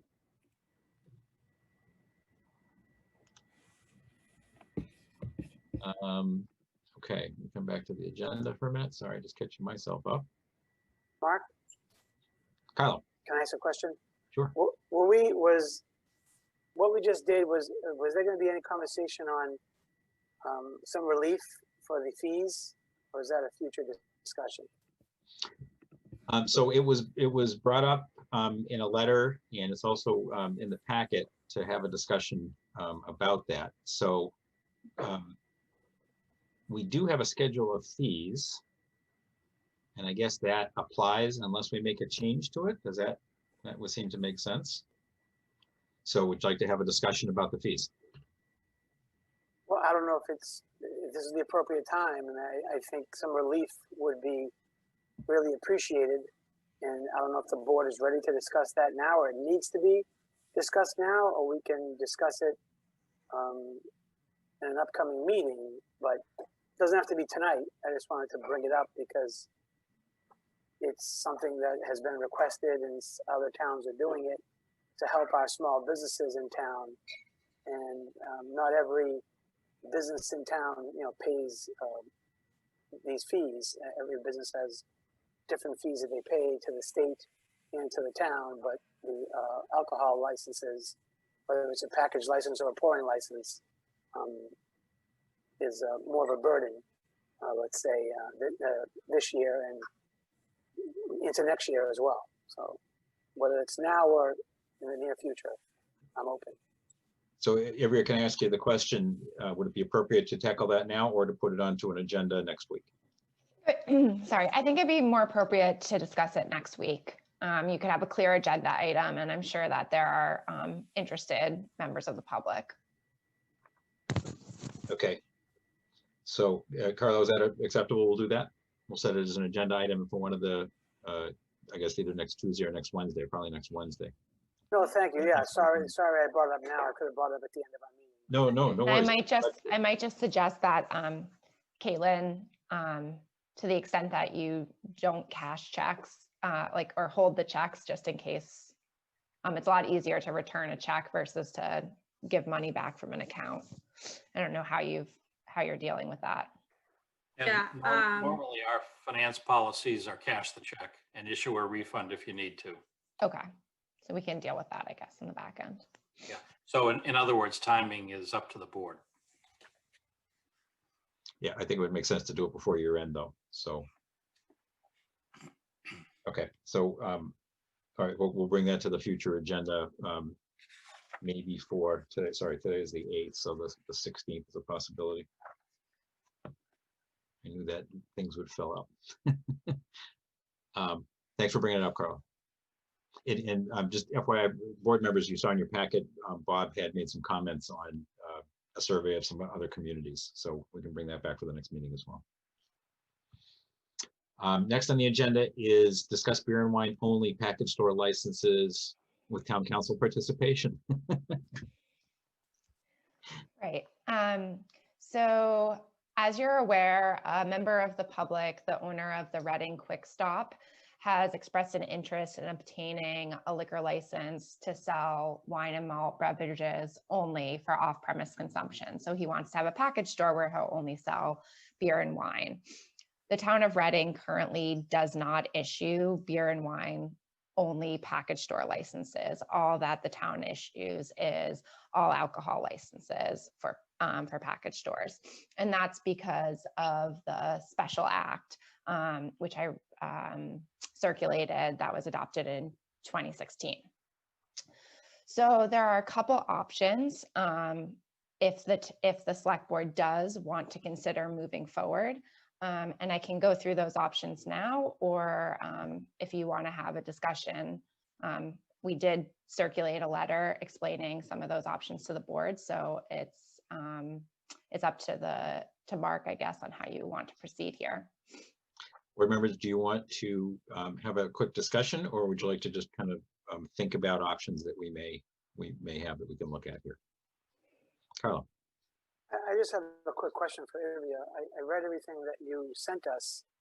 And is it still, in your opinion, a conflict on what the state says we can issue? It seems like there was some things weren't jiving together there. Right. So I think that the ABCC has has in their tracking system, Reading entered incorrectly. I don't think that the ABCC would take the position that the town can issue wine and malt only beverage licenses. I just think that their tracking system hasn't updated to reflect the fact that Reading can't do that. Reading is unique in that it operates under a special act versus Chapter 138. So I don't think I think it's a Scribner's error in their system. So the votes that were taken, I don't remember the exact verbiage, but the votes that were taken by town meeting or other bodies that had to be for a consecutive amount of years, it didn't seem like that happened to enact that we can't issue a license. Right. So if we're getting into the history, so back in the 80s, Reading voted multiple times on what types of licenses it could issue. And after that, at some point, we couldn't really figure out why, Reading started to issue all alcohol package store licenses, all alcohol restaurant licenses, and wine and beer only restaurant licenses. The authority for issuing those licenses was a bit suspect. And so in order to clean it all up, we decided that we were going to adopt a special act. So town meeting members voted to adopt the special act, and that went to the legislature, who approved it. So now the authority to issue those 3 types of licenses is clear, and there's no issue with the town granting those licenses. The town has never issued wine and malt only package store licenses. No one ever, members of the public never voted to allow it. And in fact, in I think 2014, I'm sorry, I'm blanking now. I think many years ago, town meeting voted against that. Yeah, and it was presented to town meeting, and town meeting voted it down. So the town has never done that. And now you have this request in front of you, so you have to decide how do you want to proceed. And the options are do nothing, inform the individual that this is not a license that you issue. You can issue a special act, or you can seek a special act to issue one license only to this individual. You've done that with 30 Haven Street, so this isn't something unique for the town. You've done it in the past. Option 3 would be to, seek a special act to allow the town to issue wine and malt only licenses. I think under the quota, you would get 5,000, I'm sorry, you would get one license for each population unit of 5,000 with a minimum of 5 licenses. And then your last option, I guess, option 4 is to inform the individual that he could seek an all alcohol package store license and just sell wine and beer only. As a matter of point, I guess, does town meeting have that authority? Town meeting doesn't issue licenses. Do they have that authority? So town meeting has the authority to send, to petition the legislature to adopt a special act authorizing the select board to issue a specific license. And that's what town meeting did in 2016. And the legislature did in fact approve the home rule petition. So so thanks everyone. We've kind of covered options here as well. I don't know if appetite is the right word. I think that we've gone and done a nice job in trying to make sure that we handle alcohol as responsibly as we can in town, to have the package stores set up as we do, the compliance that we have set up, the tips training, kind of making sure all that's set up appropriately. And my personal feeling is that I would not be inclined to kind of add to that number and issue these wine and malt only licenses. I think that there conceivably could be a number of locations that would have interest. And I guess from a public safety standpoint, my personal opinion, I don't think that's a road we want to go down. I think compliance is handled appropriately now. I don't think I'm not looking to add any licenses or new types of licenses. I most certainly would not be interested in kind of a one special sort of license for one store. I don't think that's a good idea, but I think there are plenty of other folks. We got a letter recently, I think, from another convenience store expressing some interest. And I know that Cumberland Farms, at least at one point, had been pushing very hard to try to get all of their stores licensed. And I think, my opinion for the town of Reading, I think we're set up appropriately. We're managing it well. I wouldn't be inclined to add other licenses. Any other board members want to offer comment? Mark? Sorry, Karen, and then Vanessa. I believe I had a question. I just don't understand the difference in cost to a business for an all alcohol liquor license versus just wine and malt, and is that a driving factor in this request? So at the ABCC level, the costs are the same. Municipalities set their own fees. Here in Reading, it is $3,700, and Caitlin, correct me if I'm wrong, it's $3,700 for an all alcohol restaurant license, and it's $2,700 for a wine and malt beverage only license. And the reason there is because it costs less to the town to enforce and to monitor wine and malt beverage only license than it does to monitor and enforce an all alcoholic beverages license. So one would assume that it would, you would have a similar licensing structure for package stores, where an individual holding a Section 15 package store all alcohol license would pay more than a licensee who holds a wine and malt only package store license. But the board does not have fees right now for licenses it doesn't issue. But that could be a part of it. I do think there's probably insurance liability cost differences, but I can't speak definitively on that. Vanessa. Thanks, Mark. I'm curious what the coalition and the police have to say about extending this particular business a liquor license. Sorry, business? If you invite the coalition to give your opinion, they'd be happy to do it. Not surprisingly, generally, they're not interested in liquor being easily available, as a very broad statement. Okay. Yeah, I mean, well, actually, Mark, just to clarify, what is the ask of us at this particular moment? Is it how to proceed? Is that what we're determining now? I think so, yes.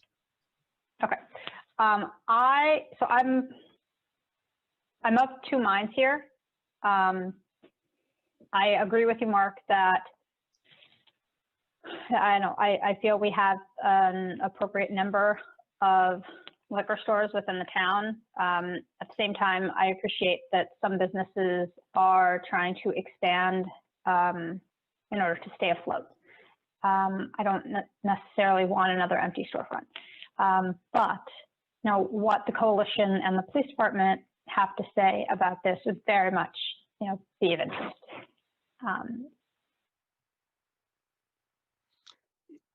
So I'm sorry, I'll add, I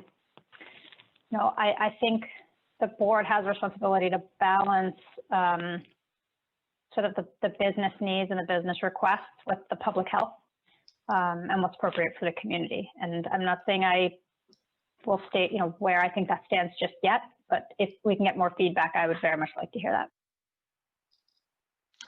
Can I ask Lieutenant Abadi, are you able to speak to the question from the police side, or is that something that we should come back to? I'm not trying to put you on the spot. I'm asking if you want to be or not. I mean, I've been part of the coalition for over 10 years, and I don't want to speak for them, and I don't think I can officially speak for the chief of police. I think it would probably be a better idea to have them both here for you, but I would venture to guess that they would tell you that they would probably have a limited amount of access points to alcohol for a public safety issue and just for substance abuse issue. But so there you go. I said something, but I'm not sure if I was supposed to. Put me on the spot. Thank you. Anne. Thanks. I echo Vanessa's sentiment that this is about balancing interests here, and I don't really know where the balance is to be struck. I think it would be useful to hear from the police department, the Reading Coalition, as well as the Board of Health. And then I know Ivrea alluded to enforcement costs, and I don't know what that looks like, what that means in terms of staffing power or financial costs. So I feel like I could use some more information. Certainly want to help our small businesses stay afloat in these difficult times. Also don't want to create new public health challenges in the middle of the pandemic. So I recognize there's a balance to be struck here, and I'm not sure where that is with the information. Karen, do you want to chime in? Yeah, everything's more complicated than it needs to be. We need to have a thriving downtown. We need to allow business models to change to suit people's needs. But I am not in favor of having more alcohol licenses than we already have. So I'm struggling with how to do both things.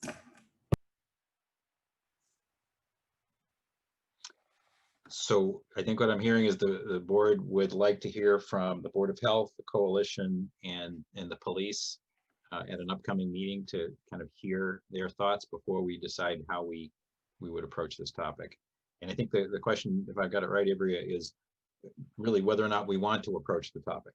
One version is to not approach it, and then a license could be applied for, but it's not a license that we offer, so it wouldn't go forth on that basis. The other would be to entertain it more formally, is to figure out how we would take it forward. Okay. That's correct.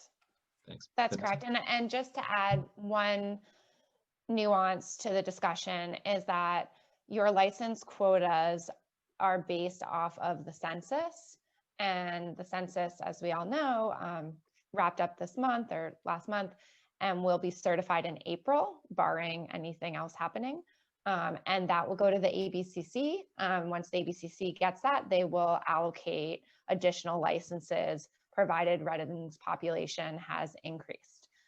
So I think it is very likely that you will jump at least one threshold. So you will see more licenses available within town next year. Vanessa. Thanks, Mark. Avery, further to that point, what is the timing of that expected change? That's question. That's a great question, Vanessa, and one, unfortunately, I can't give you a clear answer to. So I do know that it goes to the ABCC in April. I tried to look what happened in 2010. That was the last time the census happened, and I couldn't find anything online. My guess is that within a month, we'll probably see it. It's pretty simple for the state to just recalculate your license quota. So I would assume that by May of next year, you'll have the additional licenses. Thanks. And then Mark, the only other question I had was if we are to solicit feedback from the Board of Health, the Police Department, and the Reading Coalition in an effort to address some of our timing concerns for some of our meetings, would it be appropriate to ask them to just submit, a memo of what their stance is? I mean, they could be here as well to answer questions, but that might help expedite it if they have a clear opinion on the matter. It would also be great to hear from the interested, the potential applicant, as well as the chamber. If we're talking about balancing of interests, would be good to hear from both sides. So one other thing we need to balance is this is a discussion about whether we want to entertain the discussion, not the discussion. The more people we're inviting, the bigger the process gets. It feels like we're starting to have the discussion. Well, then is it a matter of inviting people to submit written statements, like Vanessa mentioned? I mean, I think it's up to the will of the board. I mean, I think that the first issue that we have to handle is, are we willing to entertain a discussion, yes or no? And if the answer is yes, then I think we can kind of open the process and do a variety of other things. If the answer is no, then we don't have to go as far. But Bob's had his hand up. Let me ask. I just want to ask Avery a question, and the board might benefit from her answer. I think it's March 2nd that the board has to close the warrant for Springtown meeting. What kind of upfront legwork would be necessary if the board did want to send something towards town meeting? Not much. We would just need a placeholder article, and we could work on the language of the motion at a later date. Okay, so in theory, Mark, you can have this discussion for another, 8 weeks, 6-8 weeks. Awesome. I know. I just thought you'd benefit from knowing that. Thank you. Erin. I do think it's important to balance business needs as well. There is a lot of there are quite a few businesses who are eyeing Reading, which I'm really excited about, that have really interesting business models. So I just want to put that out there, that I do think it's important for the select board to act in one way or another and be clear about what the expectations are, because we are receiving inquiries. Cool. Thank you. Ann. Erin, is that from businesses who are looking to have liquor licenses that we don't currently offer? Yes. Okay. And is that where liquor is kind of a core element of their business model? In the food business, typically, the margin is pretty large, 40 to 60% at least. So I do think it's a central component of the food industry, as you know. Cool. I'm sorry, I saw another hand and I didn't. Oh, so it was Carlo. Thank you. I appreciate, Vanessa and Ann's concerns, but I don't see a scenario where RCASA, Board of Health, and Chief Clark is going to say, yeah, we want more licenses. I think I agree with Mark that we open the door, It's not going to be just for Quick Stop. It's going to be for mobile. It's going to be for Shell. It's going to be for whatever. And that's why Cumberland Farms was fighting with the Massachusetts Package Association, because that association was trying to protect their package store licenses and didn't want beer, wine at every corner convenience store, gas station. And again, I have friends and colleagues that own these businesses in many different towns all over the state. And they had a two-pronged approach to it as far as, yeah, we have to dedicate space. So we have to, real estate's very valuable in those stores. So do we have to dedicate so many cooler doors to the refrigerated? Then we have to take shelf space away for the spirits and wine. So there's that balancing act, and there's the fees, and then how much revenue is it going to generate per square foot? So there's all these factors that all these business owners have to factor in. And if they want to make that leap, I don't want to stand in their way, but if we open the door, and then it's going to be, the wild, wild west, because everyone can apply. So on a case-by-case basis, a store like Pamplemousse is not like Quick Stop or T&K's or JK's, whatever it is before it, so we don't have many convenience stores in town. So so that in that case, we wouldn't be dealing with that much, but we have gas station convenience stores in town, quite a few, that, in my opinion, would want to do the same thing. So while I'm not against it, I don't think we need the input from, my opinion, our CASA, chief of police. I think we all know what their answers are going to be. So to have a discussion about a discussion, like Mark said, makes no sense. It should be up to the five of us to say, okay, are we going to entertain this for Dan and then potentially other people? Or are we going to close the door and let them apply for all alcohol license when the census comes out? So, it's a form of kicking the can down the road. And I know we don't want to take the full blunt of this, because I don't, but I think we do, because we're in charge of liquor licenses. So as much I appreciate our CASA and Chief Clark and Board of Health and anyone else wants to put their 2 cents in, I kind of think I know the answer. Less is more in this case. Thanks. Thanks, Carlo. Vanessa? Thanks, Carl. I just have a question. So just to clarify, where do you stand on this particular request? Me personally, or all of us? Well, I mean, I guess all of us, but I got the impression Mark was a little hesitant. I mean, I'm hesitant, just to be clear. Okay. See, I misinterpreted. All right. You're what, Mark? Sorry. Absolutely clear. I don't think that we should be, I don't think we should be addressing this now.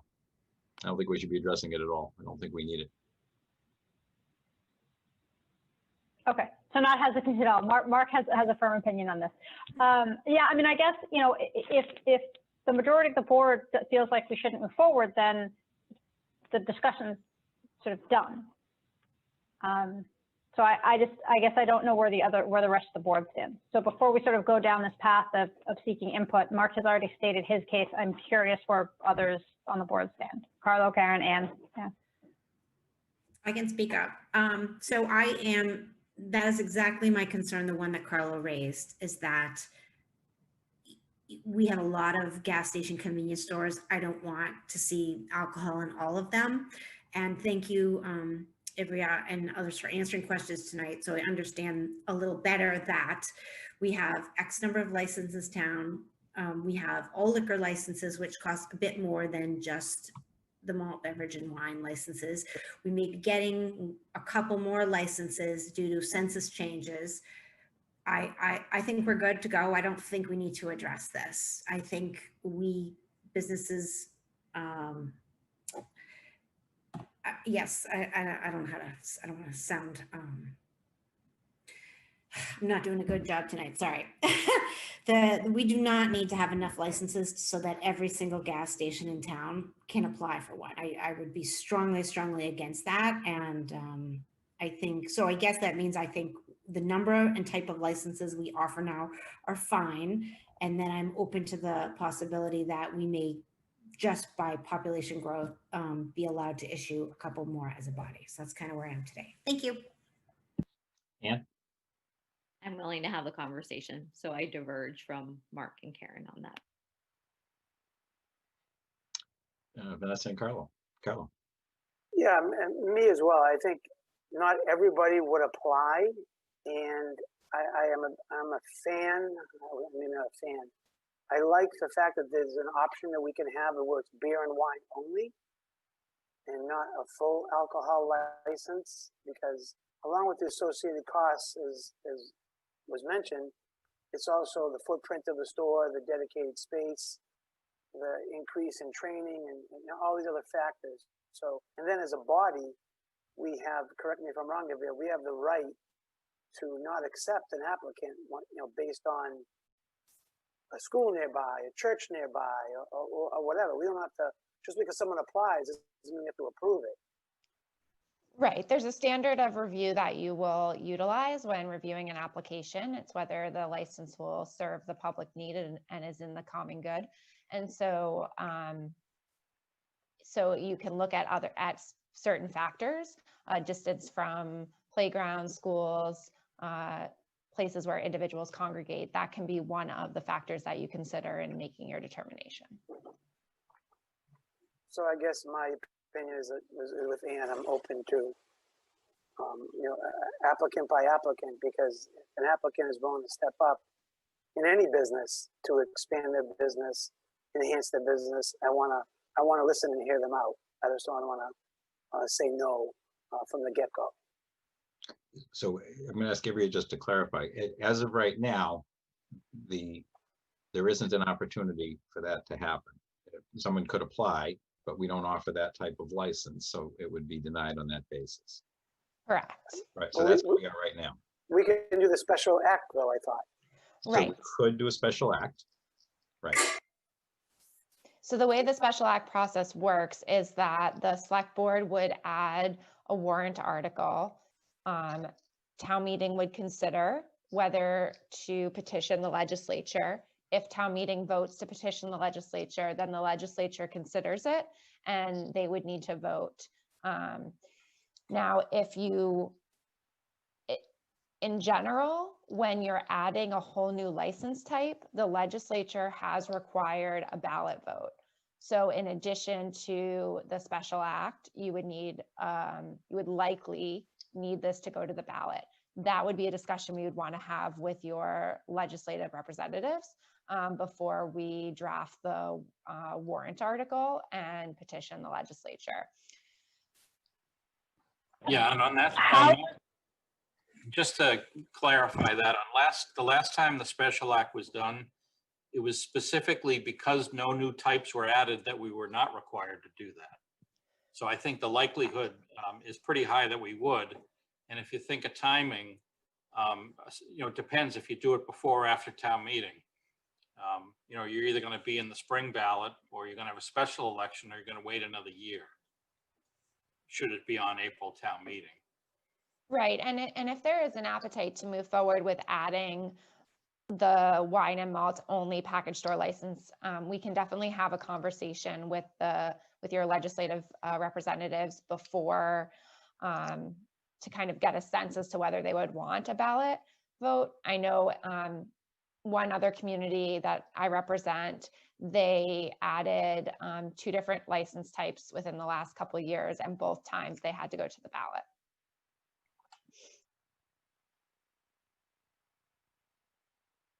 Did they pass? They did pass. Vanessa, do you want to offer your thoughts? Well, you're muted. Okay. I'm inclined to want to have the conversation.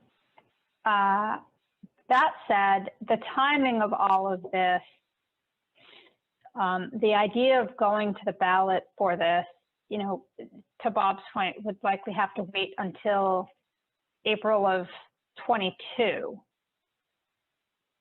for this, because it wouldn't make it onto the April ballot because it needs to go through town meeting and through the legislature first. So at that point, it almost puts it beyond the implementation of any changes that might happen to the all liquor license package store because of the census change. Do I have that right, Avery and Bob? I think that's right. There may be some possibility to have the ballot vote before the state legislature acts. I'm not willing to concede that they have to come in a particular order yet, but that if the town does have an appetite to move forward, I think we would want to have a conversation with our legislative team.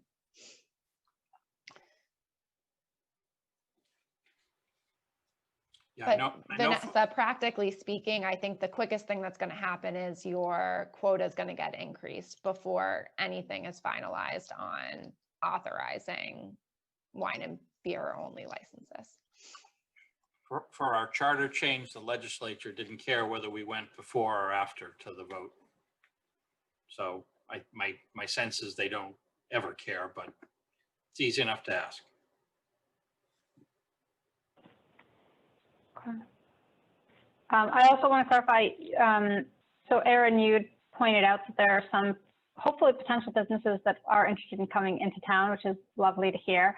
And it does look like we do have other types of licenses available, the restaurant all alcohol and the restaurant beer and wine. So good news for any potential businesses that want to come in, those are still in fact available. As for this particular situation, I mean, if we move forward with the discussion, we're still looking at a timeline that goes beyond the census change, most likely. So it seems like a tremendous amount of bureaucratic work would need to go into it and might not even, it might end up being moot at the end of the day because the census increases the license limitations, and this owner or someone else, or this property owner or another one could just say, I'll apply for the all liquor package license. I don't know if that affects any other members' thinking. Point of clarification, are all of our licenses that were allotted, they're all in use now? Package stores, yes. And restaurants also, correct? No, restaurants, we have some available. Oh, sorry, we still have Yeah, some. there's plenty of restaurants available. Okay, so just package. Okay. Okay, thank you. I guess maybe to kind of round out what I'm thinking through here. So I think that in terms of public need in the community, I don't think that we need additional package stores, whether they're beer and wine only or broader than that. I appreciate that the census may open up an opportunity for that, but that doesn't mean we need to act on it. But I'm very concerned that opening the door to convenience stores is a big opening into the door. And I don't see the community as benefiting from having more access to alcohol on that basis, especially on a convenience basis. Full disclosure, I'm now a member of the coalition as well, but I feel very strongly that this is not the path we want to go down. So it has not changed my thinking.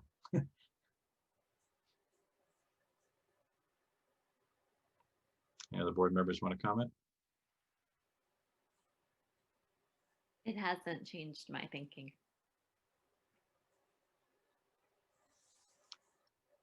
So we're we don't have a conviction here. Erin, are you comfortable sharing the types of licenses that prospective businesses are looking for that we don't have? I can't comment on that at the moment. Okay. I think the idea of if we have a real need that's demonstrated, then I think the board should pursue it and have that discussion. I just don't think we want to create different things that again, I don't think they're serving a public need.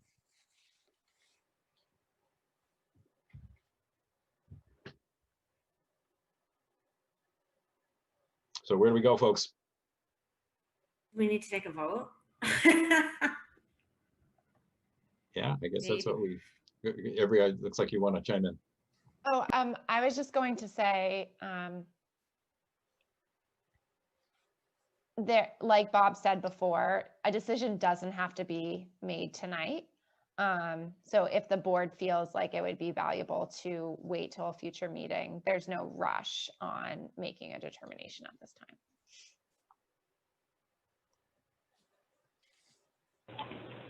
That may be the case, but I don't see anyone changing their minds. The decision right now is to whether to have the conversation, right? Right. Okay. Right, that's it. So we could, in fact, not have the conversation, but bring it up at another time. I vote for moving to the next agenda item for this evening. So I think what that would mean is that unless someone feels completely differently, we don't vote on it tonight. We don't resolve anything tonight. We kind of let it ride. We've shared some opinions about what's going on.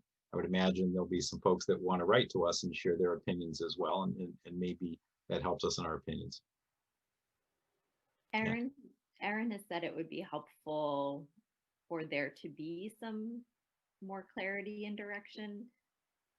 So if we're just voting on whether to have the, I mean, is Vanessa, I feel like everyone's been pretty clear about yes conversation or no conversation, but if Vanessa's not there yet, then it would make sense to wait until another night.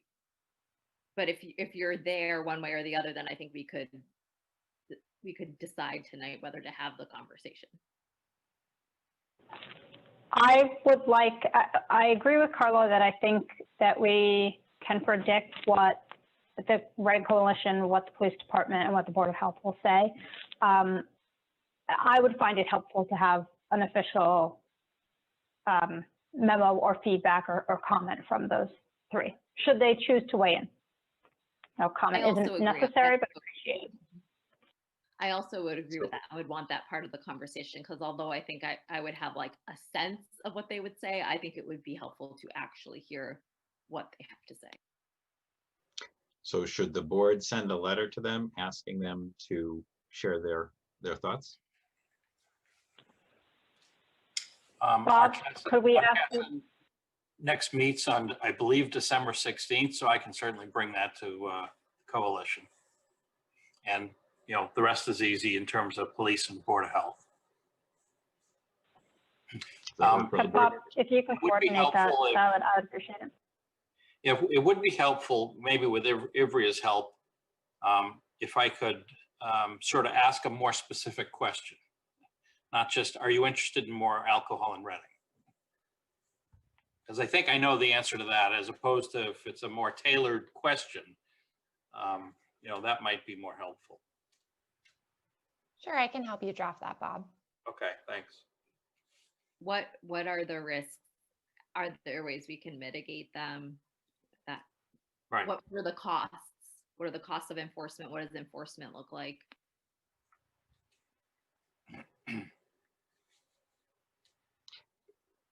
I think, Mark, excuse me, if I could, I think part of the question should be, from 2016 to present, the landscape of the town has drastically changed. Not so much maybe the town meeting body, but the landscape, you know, downtown in particular has changed 1,000%. So I think maybe part of the question would be, does the town want to revisit? Yes, I agree with everyone about what Arcasa and Chief Clark potentially is going to say, but revisiting the the malt and wine license aspect again, because again, with what Vanessa said, if this go to ballot again, we're looking at next November or April. So that's a long ways away. But if we're going to be, from Aaron's point, if we're going to be turning away business opportunities because we decide definitively not to offer that beer and wine license only in a pamplemousse type atmosphere or a market type atmosphere, groceria, whatever you want to call it, then these businesses want to know that we are going to stick with a 2016 decision that we're not going to allow beer and wine only in any situation. Say a 10,000 square foot store wants to come into town and do this lovely pavilion. Well, they can't do it if we don't offer that license. Arlo, can I interrupt? I thought I heard earlier that you can get an all alcohol license and only use beer and wine. When it becomes available, yes. When it becomes available. So it's not that we're limiting types of businesses, we're limiting the amount of non-restaurant places people can go and buy carry-out alcohol. Right. Correct, but we don't know. Erin's not telling us what type of business wants to come into town. Well, the only thing I could think of is like a brewery, Which would be a restaurant. wine and paint, I think we've already had those. Can I suggest that we, Bob has agreed to,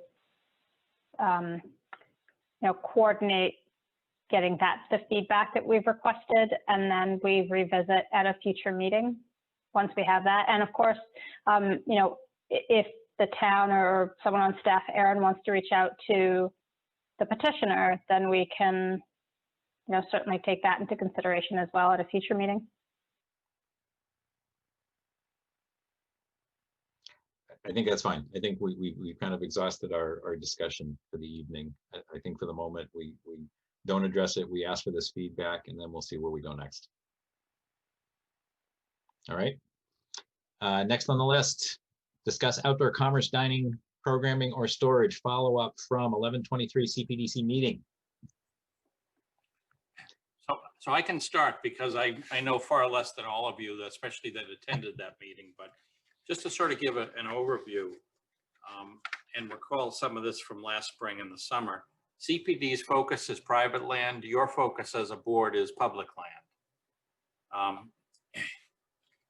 I do want to remind the board that although you had one difficult circumstance in front of you during the summer, there were many success stories and there were many applicants that benefited a great deal. And I know I and probably staff have been thanked for that. So, as we look forward to the spring, and Jean, Julie, Erin, and Andrew are here from the planning staff, and I know CPDC is just joining the meeting. Is there a quorum of CPDC? I don't think quite yet. Okay, let us know, please, if one forms. I know there's a plan to bring one or more zoning articles to April town meeting. And if you think of the timing of April town meeting plus the approval process, there's bound to be interest from the restaurant community in having some ability before they know whether that stuff is going to pass or not at town meeting. We have asked, and we've got a sharp answer of please don't ask yet, the state in terms of are you going to extend some of the outdoor liquor license, easements and other things for dining, and they're just not ready to do that. As Ann knows, they're still dealing with, half a dozen, I think there was 6 special subcommittees set up to deal with issues that need to be solved right now during the special session. So I'm sure the state will get around to that, and I don't think they'll wait past January, February, because they know that everyone's got to prepare for this. But right now, you do not have the authority to extend the liquor licenses outdoors the way you did last summer. Right now, the ABCC would have to formally go through that process, which would slow everyone down. So again, the expectation is that won't change. So although the discussion at CPDC was broad, tonight the focus really is on your outdoor dining policy. And if the board is interested in, keeping the responsibility until such time as some acts may pass at the town meeting, and then delegating it to CPDC as a trial basis for the rest of the year or on a permanent basis. So I'll turn it over to Jean now. I'm not sure if CPDC is going to have a quorum. I think I see 2. Jean, anything else you want to give as an overview? Well, I think the information that we laid out in the packet is pretty comprehensive. There was a very detailed memo that we had sent over, I guess about 2 or 3 weeks ago. Bob sent it around. And it's really, in my mind, boiling down to a couple of decision points for the board. And we talked about this a little bit at CPDC in terms of, is there an interest in delegating what we call tier 2, sort of the more complicated outdoor dining licenses, delegating that to the CPDC, where the CPDC would now have a role in the public spaces? And is there an interest in having some sort of interim measure between where we are now and when we ultimately have a new zoning bylaw in place? Our goal for the past few months has been to figure out a process so that we're queued up for opportunities, as we like to say, and ready to go long before we have people knocking on the door saying they want to do outdoor dining. I think we got in some trouble last year because everything went so fast, and we're trying to eliminate that problem this year and get way ahead of it. But it's really the select board's decision on how this could work and what the will of the board is. So there's lots of opportunities, lots of options. Thank you to the CPDC for always being willing to be part of a solution. In my 11 years of working with the CPDC, it's a great board, and we have a lot of resources. So kudos to that board, and kudos to staff for really wrestling this down and coming up with a lot of different ideas and a lot of creative thinking. So I'll stop there and let others jump in. I'm happy to screen share the presentation that we've, a couple of slides, if that's helpful to the board. And before you do that, Erin, are there questions or comments board members want to make before we do that, just kind of on where we are? Okay, please, Erin, go ahead.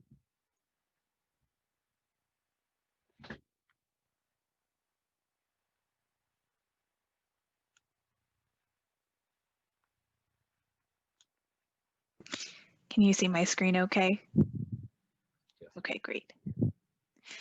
So for the select board, again, this is really a proposal for the select board policy. That was policy 3.9.7. Again, that particular policy was related to your temporary COVID-19 outdoor dining regulations that were adopted last June. What we have going on right now is that this temporary COVID outdoor dining policy has expired, and there is,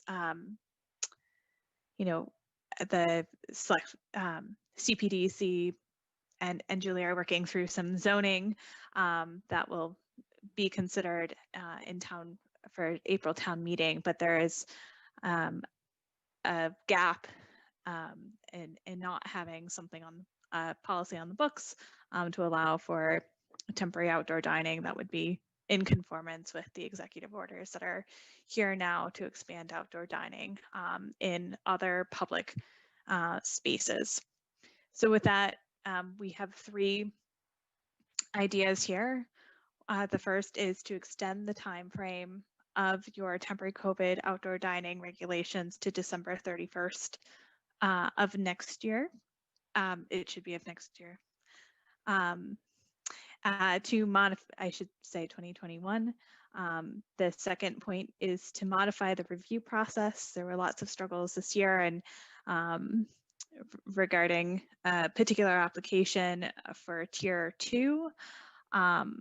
We were trying to go fast and we learned a lot this summer. So I'm happy to be able to one, learn a lot and to propose some modifications to think through a different review process and public engagement process, I should say, in point 3 here, clarify our public outreach and procedures.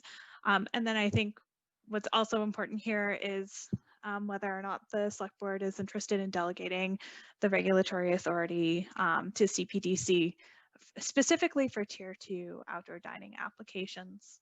Again, the idea is, or the question is, do you want to delegate your authority to CPDC? The second question is for how long, temporarily or permanently, using the interim rule, using your select board policy, your temporary outdoor dining policy as an interim solution before a zoning amendment, a potential zoning amendment, I should say. And I do think that's having an interim solution is really important because restaurants are looking to have some sort of process and application process and allowance for having outdoor dining potentially be on the sidewalks. Again, you know, for next season, and we already have restaurants who may be interested, and you know, restaurants will need to be thinking about setting up earlier in the spring rather than June, July, or August. You know, a good portion of the season is gone by the time the zoning amendment may go through. So again, having an interim solution through the select board policy, I think would be really beneficial here. So again, we are proposing to extend the time frame, and I'm gonna, and you understand why. And then we also have a couple of options here, option 2 and option 3. Again, we want to modify and extend the select board policy, and option 3 is for the select board to consider delegating their tier 2 to CPDC. So there are lots of details here, and I think I'm going to stop or ask if you have any questions, because we've provided a lot of information in this presentation in the select board packet. So if you do have questions, I'm happy to answer those. But that kind of gives you an overview of what we're talking about. Thanks, Erin. Let me offer comments, not so much questions. I think that it's critical that we allow outdoor dining plans to start ASAP. I appreciate we can't deal with the alcohol piece yet because we don't have control over that. Hopefully it'll get extended, or probably we should look at what options we do have to get a little bit of help with the alcohol. So extending to December 31st, 2021, I think makes sense. I think that the idea of EAT was and is excellent. I think the idea of CPDC prowess and help is a really good idea. I don't know that I'm comfortable delegating, particularly when it relates to changing public parking. I don't think that that should be in an appointed board. I think that needs to stay with the select board in terms of kind of, I'll call it final determination of how that's going to happen, weighing it and making the decision.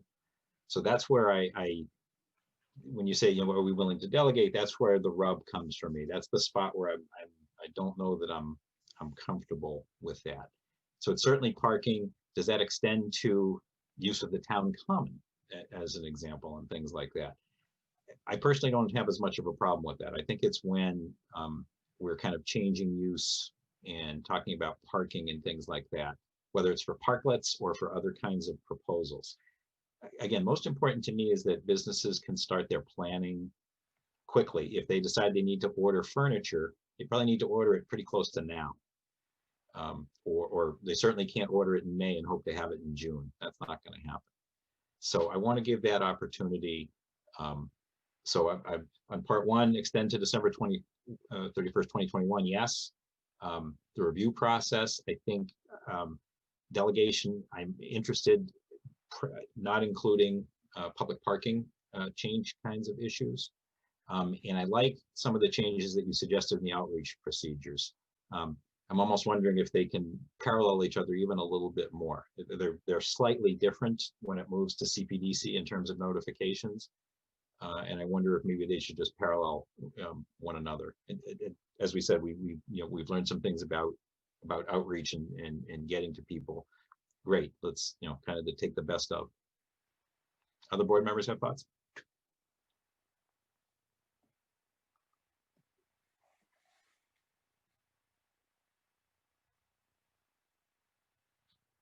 Mark, I think you make a lot of good points. I would tend to agree with what you said. I think the CPDC can provide a lot of valuable input and guidance, but the onus on parking probably should be on us. And I agree with everyone else that we learned a lot last summer, and I'm sure many towns did, and we'll do a better job this year. And let's start planning ahead. So I'm okay with what Mark suggested, pretty much 100%. Agreed. Was that Ann? That was me, yes. Thanks, Ann. Vanessa?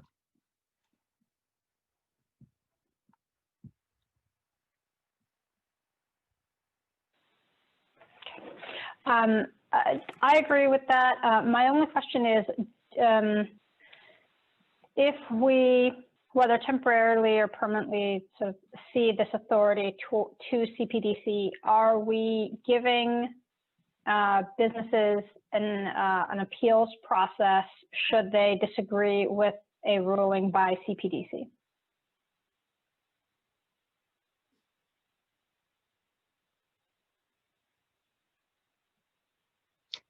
So maybe Jean, Julie, Aaron, can you comment?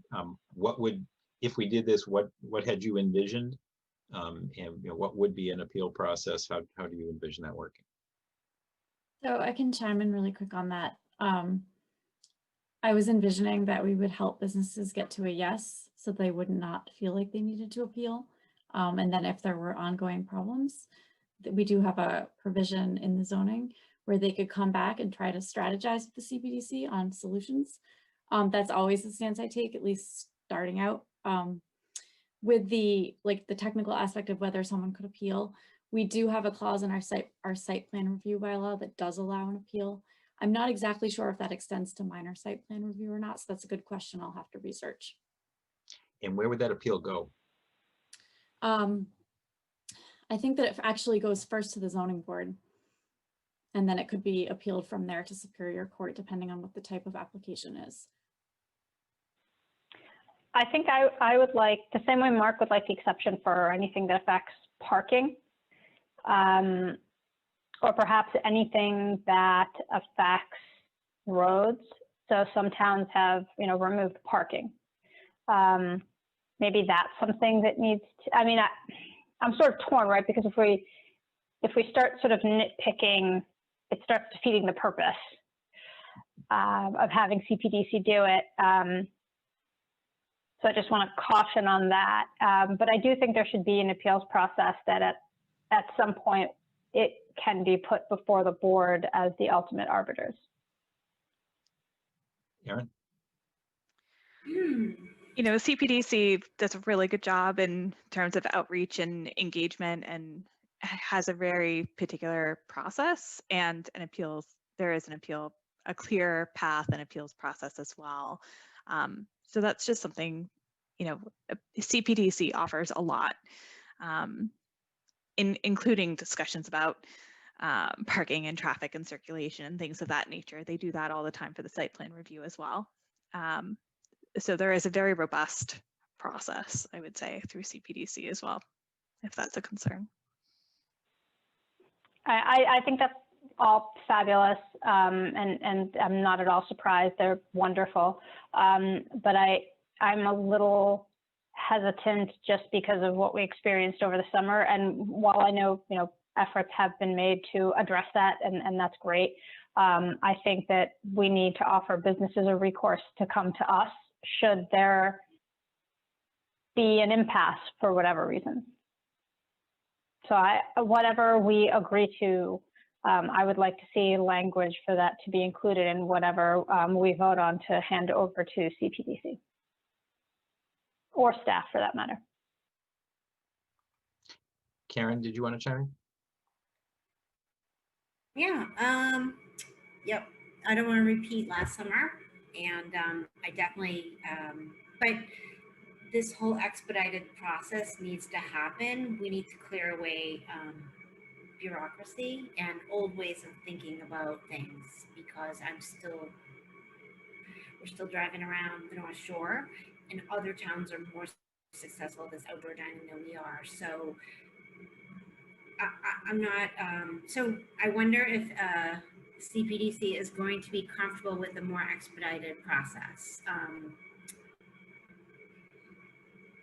Julie and Jean and Erin, you guys are pretty comfortable that you're gonna still be able to do this EAT process through a board that's used to taking a really long time and working on really large projects, but you feel comfortable that you can, you know, get these decisions through them?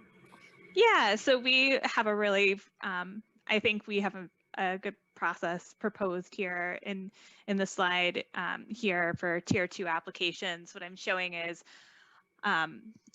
what we'd like is for an interim option with the modifications that we propose, or that I proposed in the select board policy. And again, this interim option includes the select board as the permitting body for this temporary COVID outdoor dining policy that I've proposed revisions for, and EAT again will provide comments to select board. We envision through the select board packet. In option 3, through delegating tier 2 review to CPDC, EAT still has a major role in reviewing proposals. And I should say that our departments do major review anyway for all things that come through town. But anyway, EAT has a process here, and it's anticipated that EAT will provide comments to CPDC just as we normally do anyway. So there is an engagement process with EAT in both scenarios. But again, to be clear, what we're really looking for is an interim process for the select board to have an interim process and extend their policy, which would be incredibly helpful to have something before an option 3 scenario could happen. And I should scroll down to some timelines here to show you what things really could look like. You know, for the select board to consider policy, and again, an interim policy, we could then have applications available, you know, pretty much now for businesses to be applying for outdoor dining, both for tier 1 and tier 2 applications. And then we can be reviewing applications in February and March for deployment of outdoor dining, you know, as soon as the weather gets good. With the CPDC situation and zoning, there's a little bit more in time involved, even though we're working hard now and have been for quite some time. The zoning amendment process takes longer. And so I think it's really important that there's a select board policy in place to help us fill this gap and need more immediately. Yep. I think if that's helpful. In addition to the kind of the interim piece, I think we also have to talk about if we're comfortable with the delegation in general or the structure of it before something goes to town meeting. So we need to think through what that would be. I was going to, you know, Bob had your hand up, and then I was going to ask if maybe Pamela or Nick want to chime in on kind of what we're talking about and the feedback you've heard so far. Please, Bob, first. Yeah, if I could share my screen. Thank you. I'm going to put up your current policy and just talk to it specifically quickly. So this is the policy. So I'm going to kind of go over what you could or couldn't do tonight. If you wanted to change this existing policy tonight, you could do that. I checked with Ivrea before. You just need to change the date to today, for instance. I'm not saying you should, I'm just saying what you could do. The only other things here that matter is right here, you're having a discussion about tier 1 and tier 2. If you approve it as is, there's no change. So the board will still have the responsibility. And then you can at a later date decide, okay, do we want to delegate or change some of that? Do we want to, you know, potentially add a tier 3? Although I have to tell you, I've been thinking about it, and I think most public land that's tier 2 is going to involve parking in some way or roads. And then happily, the language that was adopted in June was before the state had done some work. So this language stands up for next spring as well. And if the state does do what they did last year for liquor, then you're all set. So it's not a hard thing, and then you'd have to change the expiration date. So it's not a hard thing for you to just extend your current policy as a default, if you wanted to tonight, or some near-term thing. Then you can at least, give Erin that tool, and then you can sort of hassle over the who does what later. It's certainly a possibility. I do want to add, though, that one of the major changes that we have here was to address the issues that we dealt with this past summer regarding outreach. And I do hope that the select board considers modifying their policy to adopt those modifications or something similar. So there is more a more clear approach on what outreach looks like and what the process is. Board members, would be all right to ask Pamela and or Nick to share some thoughts? Please. Yep, thank you. Sure. I guess I wanted a little more clarification on what you meant by keeping control of the parking, I guess, or keeping review of applications that involve parking. Are you saying that you would only look at the parking aspect of it and CPDC would be looking at another portion of it? Or would you take control of that entire application if it involved parking? I can be flexible. I think that the approval, I guess I'll call it, I think has to come through the board if we're going to be taking parking, in my opinion, whether it's parklet kind of structure that we talked about, or I'm sure there are other variations of it also. But it could involve, for example, what we talked about would be changing bus routes. It would be, conceivably blocking off certain parking spots. There are enough issues there that I think are things that I would not personally be willing to delegate those. I'd want to make sure the board has final approval over that plan. So answering your question, Nick, it could be that CPDC is kind of the guiding light, but the final signature ends up being with the board. That's one option if you guys are amenable to it. Yeah, that would be fine with me. I'm just thinking about timing, right? If we want to move quickly and we have to go from board to board, sometimes we actually have applications that are extended because they have to go to conservation and then come back to us, or maybe if there's a roadway issue, then they have to come to you as well. So I think we just have to keep that in mind. How many people have to look at this? I think that's great. I think that our board meets 2 to 4 times a month. So I think there's great opportunity to come before us. And I don't want to speak for Vanessa, but I think one of the related questions to her comments were, this needs to be an expedited process. That's the point. I love, Julie, your comment on how do you get to yes? That's the whole point. And there shouldn't be an issue, hopefully, that needs to go anywhere else, except for parking, my opinion. And Erin, to your point on outreach, I think exactly right. I would suggest we modify to get the kind of a different outreach plan. And I think your suggestions make sense here.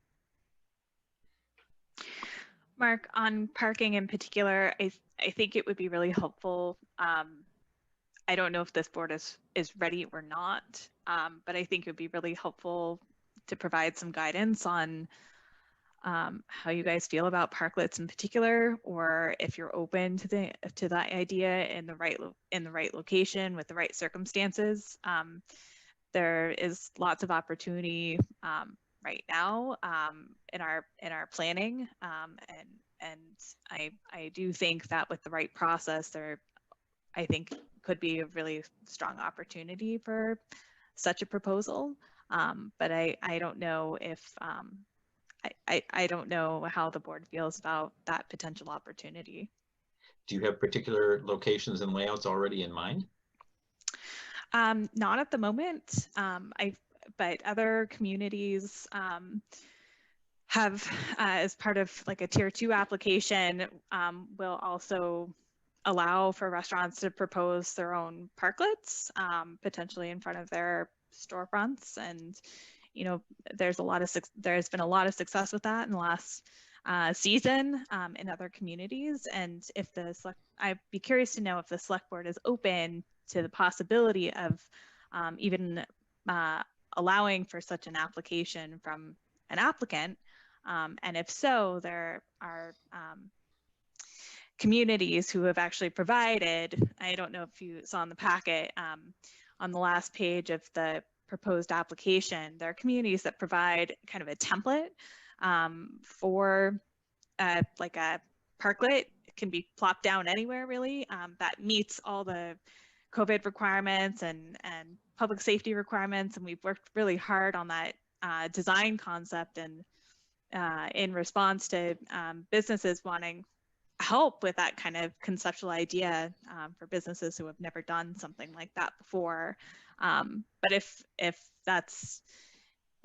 a parklet concept just conceptually isn't acceptable to the board, that would be helpful to know before restaurants and us get too far down the line. Yeah, let's kind of get a feel for the board. I would be open and encouraging to those proposals.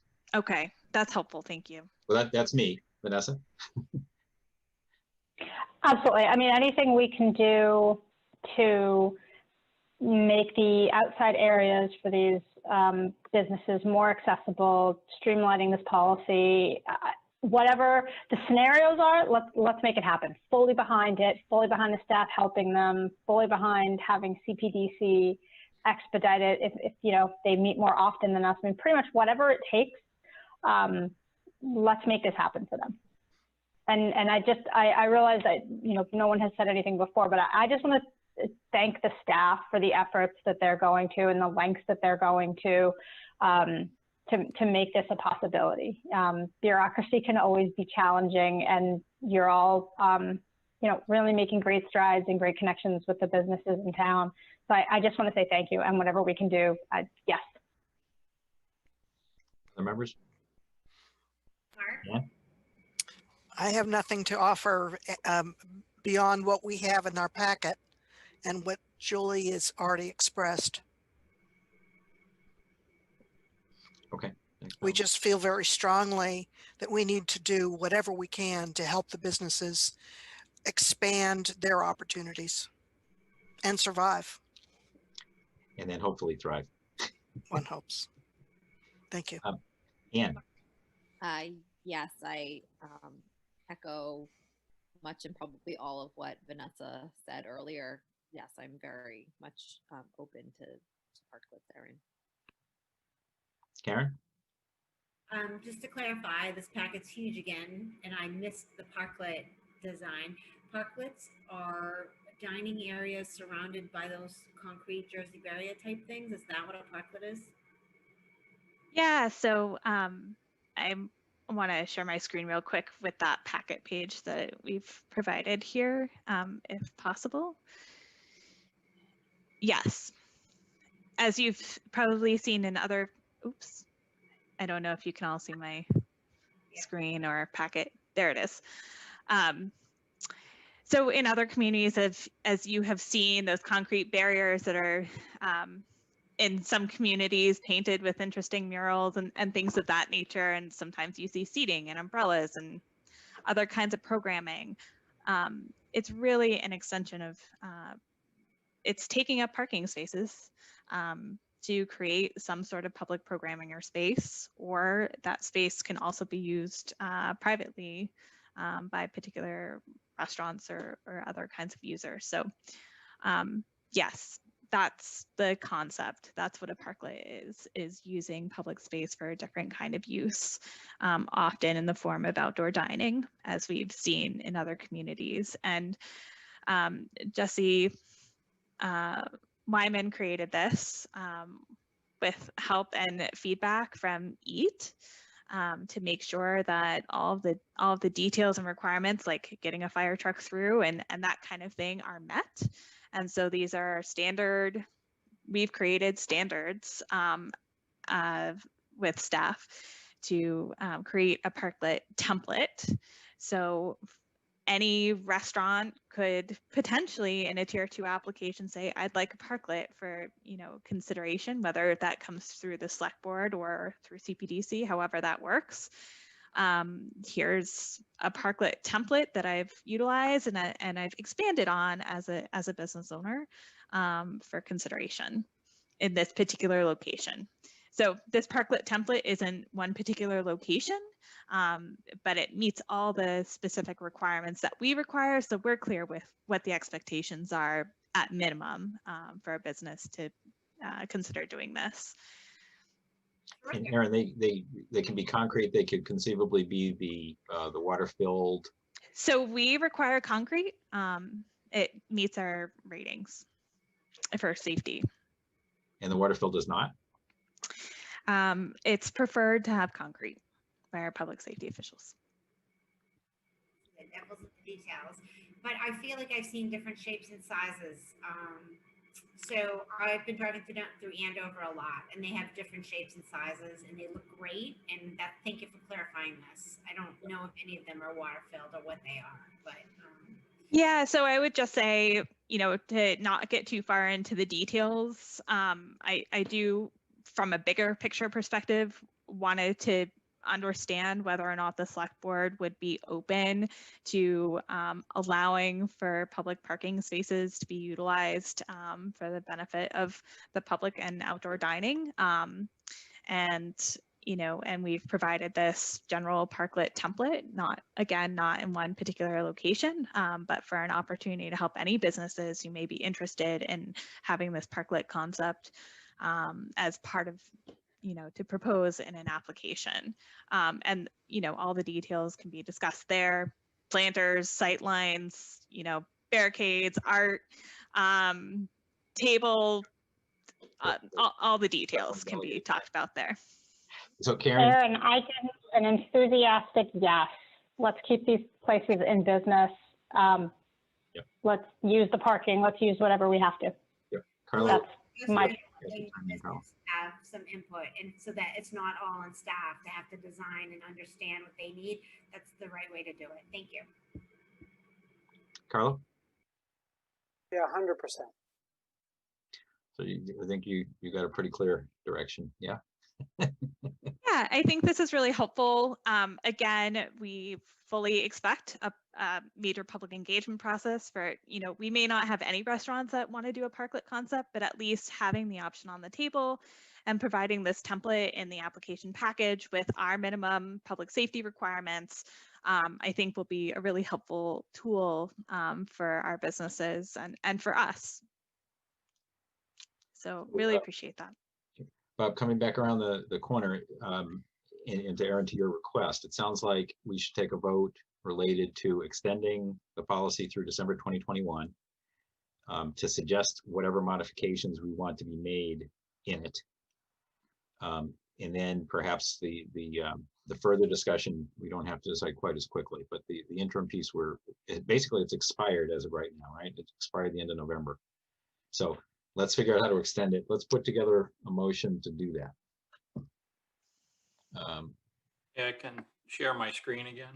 Please.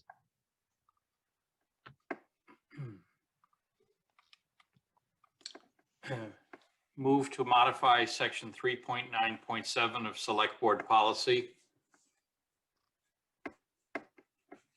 to change the adoption date to December 8th, 2020, as shown.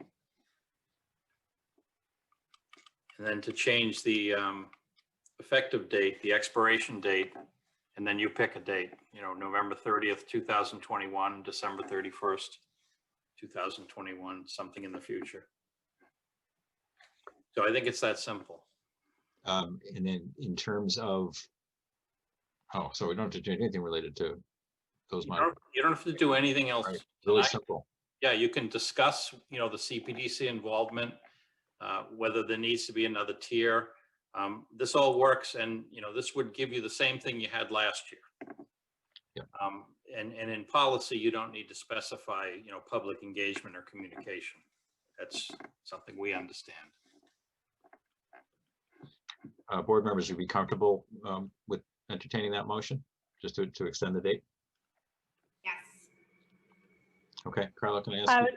Oh, sorry, go ahead, Vanessa. Oh, I was just, we need to put a date. I would suggest extending it to, I mean, if it's something we want to revisit, we can say June 30th, 2021.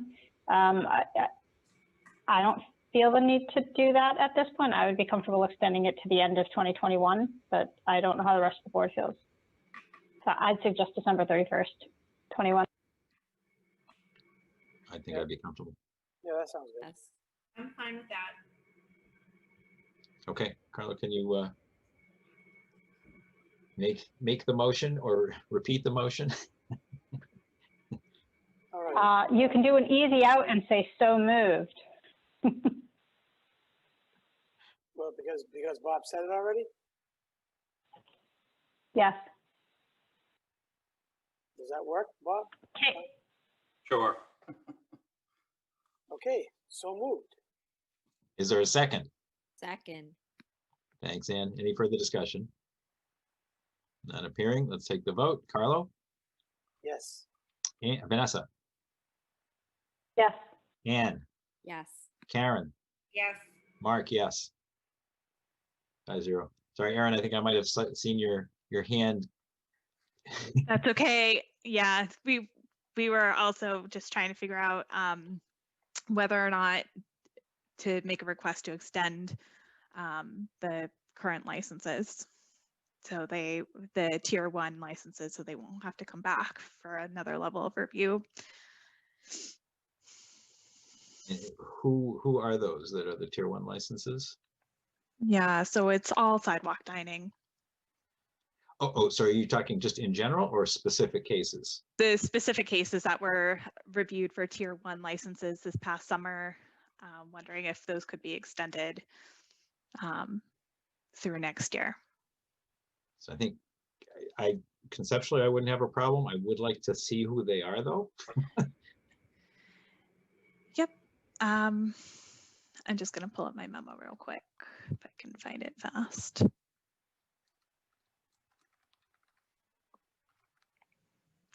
I can name them.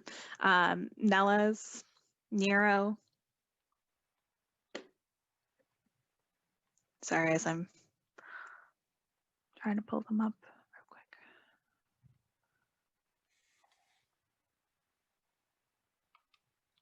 I don't want to keep delaying. I'm sorry.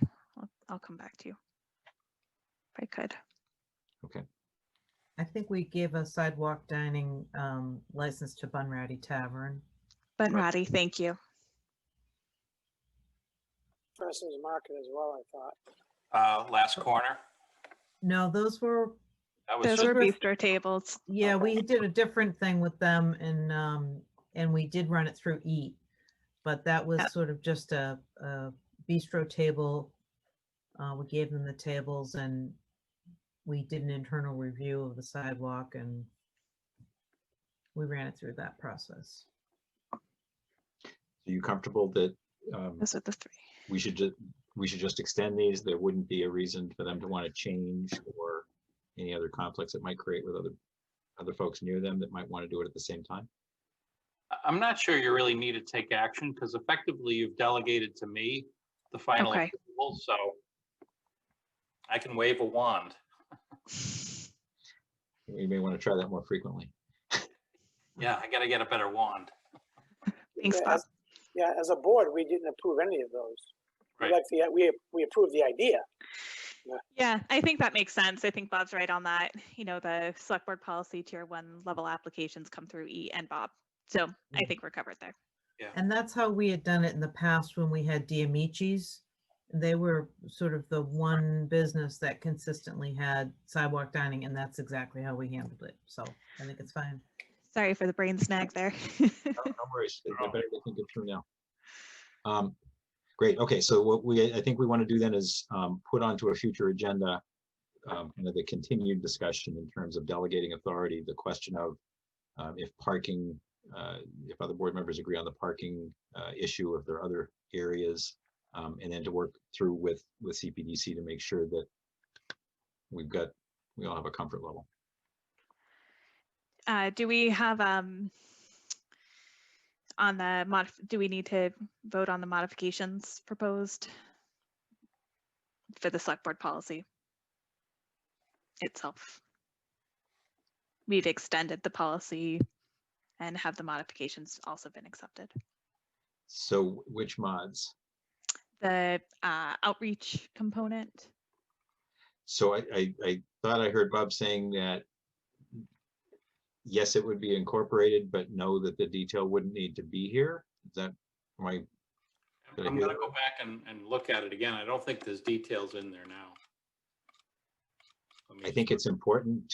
It's important to me. I think other board members have expressed that it's important also that we make sure that we. It's pretty clear. Yeah, I think so. Yeah, I'm happy to share my screen with the select board packet pages with those Yeah, I'm just looking at their actual policy though. modifications. It's written in their actual policy with, I've bolded Whoops. the policy itself and struck So some language. Trying to share a screen. I wasn't seeing it if you are. Yeah, if you go ahead, Aaron.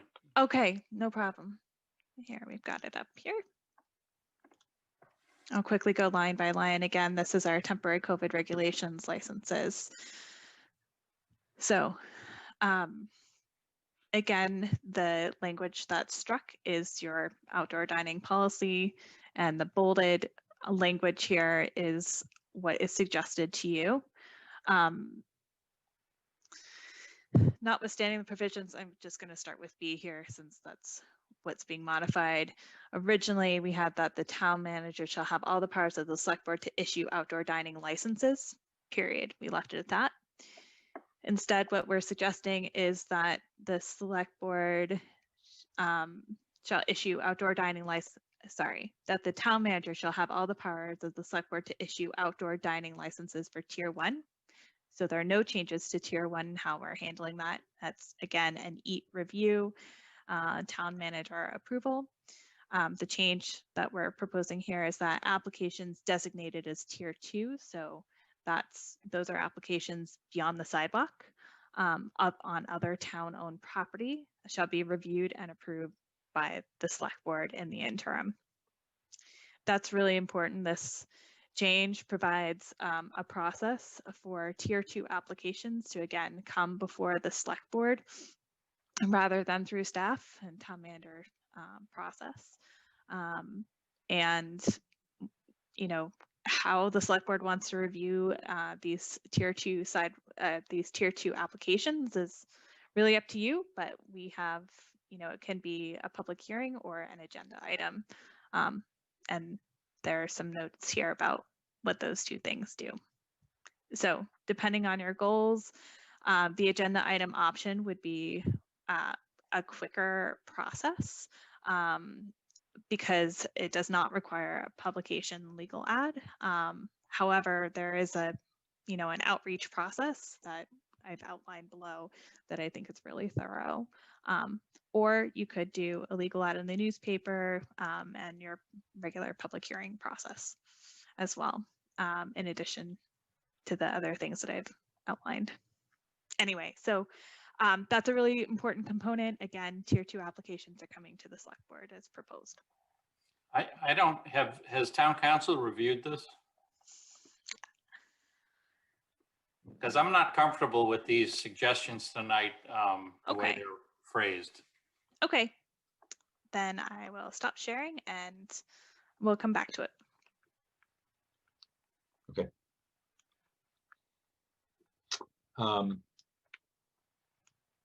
So CPDC members, first of all, thanks for joining this evening. Thanks for kind of working collaboratively to try to figure this out. I think we've got kind of step 1. We've got the interim piece, maybe with a couple of mods coming, but I think we've got that figured out. I'd like the input from other board members, but I think we would appreciate CPDC's abilities and capabilities here to be able to do this, to make it part of the small site plan, or sorry, I don't know if it's small or minor, sorry, minor site plan, small site plan, whatever. And to kind of help use that to help kind of get these things to be, good, right, and fast. I mean, that's what we're trying to figure out here. And then I think what you've heard is a couple of members, myself included, expressing concern, particularly about when we're taking public parking. And there may be some other things that we'll want to talk about also, but I suggest that we don't do that right now. We can maybe put together some thoughts on our side at a future meeting, and then ask for you folks to participate with us again and talk more about it, make sure that everything is kind of implementable, makes sense, and accomplishes our goals. Thank you very much. Let's jump to the next thing. Sorry, I'm jumping. I have 2 screens and I need 3.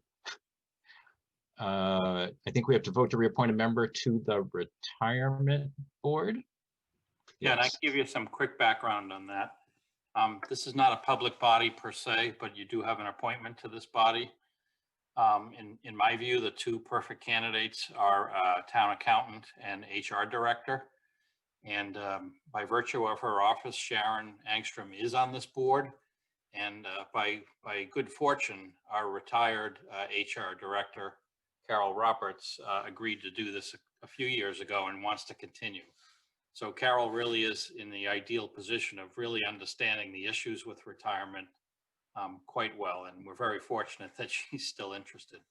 But I did indicate to the board that, you know, you can go through a different process if you want to advertise for applicants, but I just don't know of anyone that I would be more comfortable with, quite honestly. And again, this is more of an in-house, back of the house kind of appointment. It's not a public body.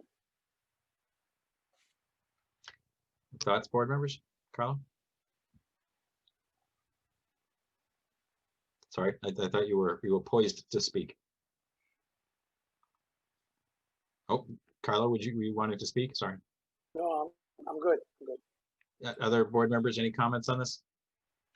Bob, I'm just remembering the last round of Board of Health appointments. We thought we didn't need to advertise, but then we did need to advertise. Are we sure we don't need to advertise for this one? Well, it is the board's decision, but this is not a public body in the same way that your other committees that you almost fully appoint are. This is a committee constituted by different applicants. And the last seat of 5, interestingly, is appointed by the other 4 members, for instance. So the employees appoint more members than you do. You have 1 appointment.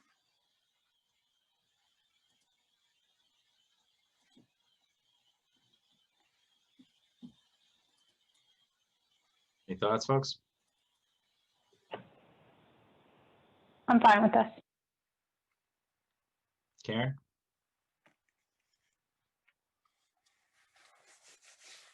I'm fine with this approach. Thank you. All right, let me bring a motion up. I'm fine with it as well. Carla, can I ask you to read the motion, please? Okay. Move to appoint Carol Roberts to the retirement board with a term expiring December 31st, 2023. Is there a second? Second. Thank you, Vanessa. Any further discussion? Let's take a vote. Vanessa? Yes. Carlo? Yes. Anne? Yes. Karen? Yes. Mark, yes. Thank you. All right, next. Sorry, I have too many screens going.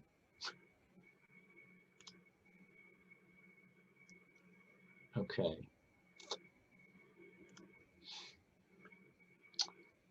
Discuss April elections, alternatives, in-person voting, legislative delegation. Hi, Laura. Sorry for the long wait. Thanks for joining. That's okay. So I suggested that this item come up onto the agenda after having some other discussions.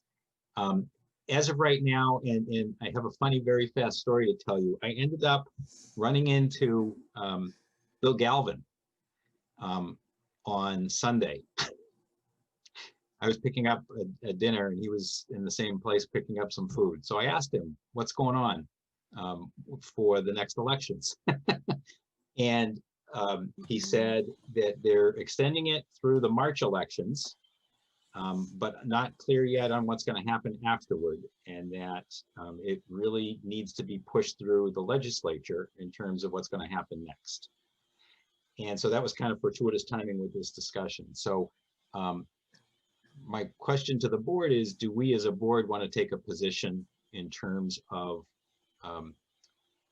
wanting to have the alternatives to in-person voting that we had for these last elections to be available for our upcoming April election, which obviously is not just an issue for the town of Reading, but to make sure that it would be for the town of Reading. So I wanted to bring that to the board to see if the board would want to take a position, in which case we could speak as the board to our legislative representatives. So maybe before we kind of have that discussion, as Laura is here, which is great, Laura, maybe you could give us a little perspective on kind of how things went in terms of just structurally, turnout, whatever you want to comment on related to in addition to in-person voting, having alternatives available. So as I'm sure you're aware, the alternatives that we had extended early voting time.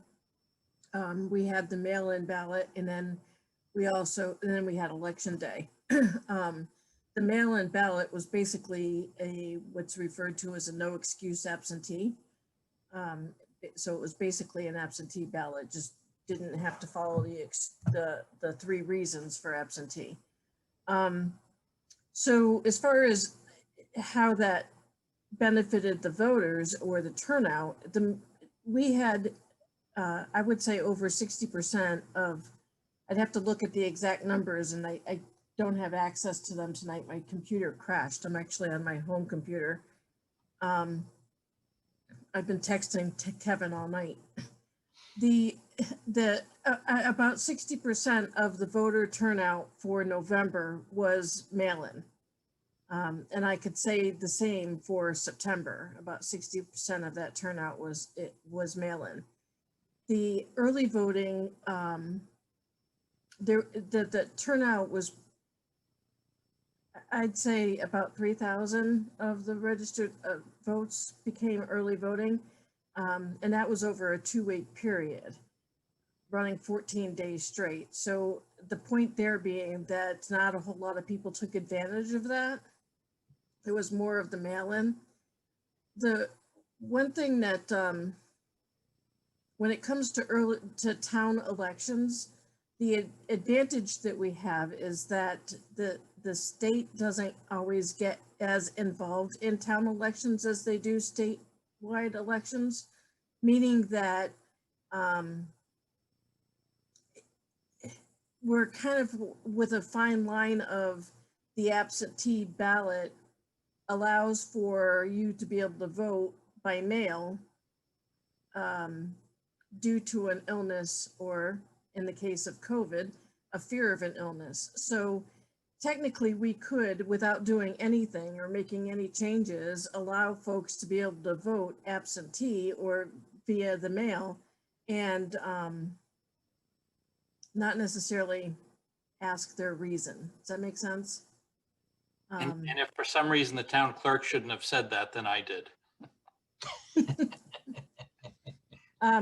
It is a fine line. It is a fine line, but as far as what should be done, I really would strongly suggest not considering early voting for the local election, just simply because of the exposure of the staffing.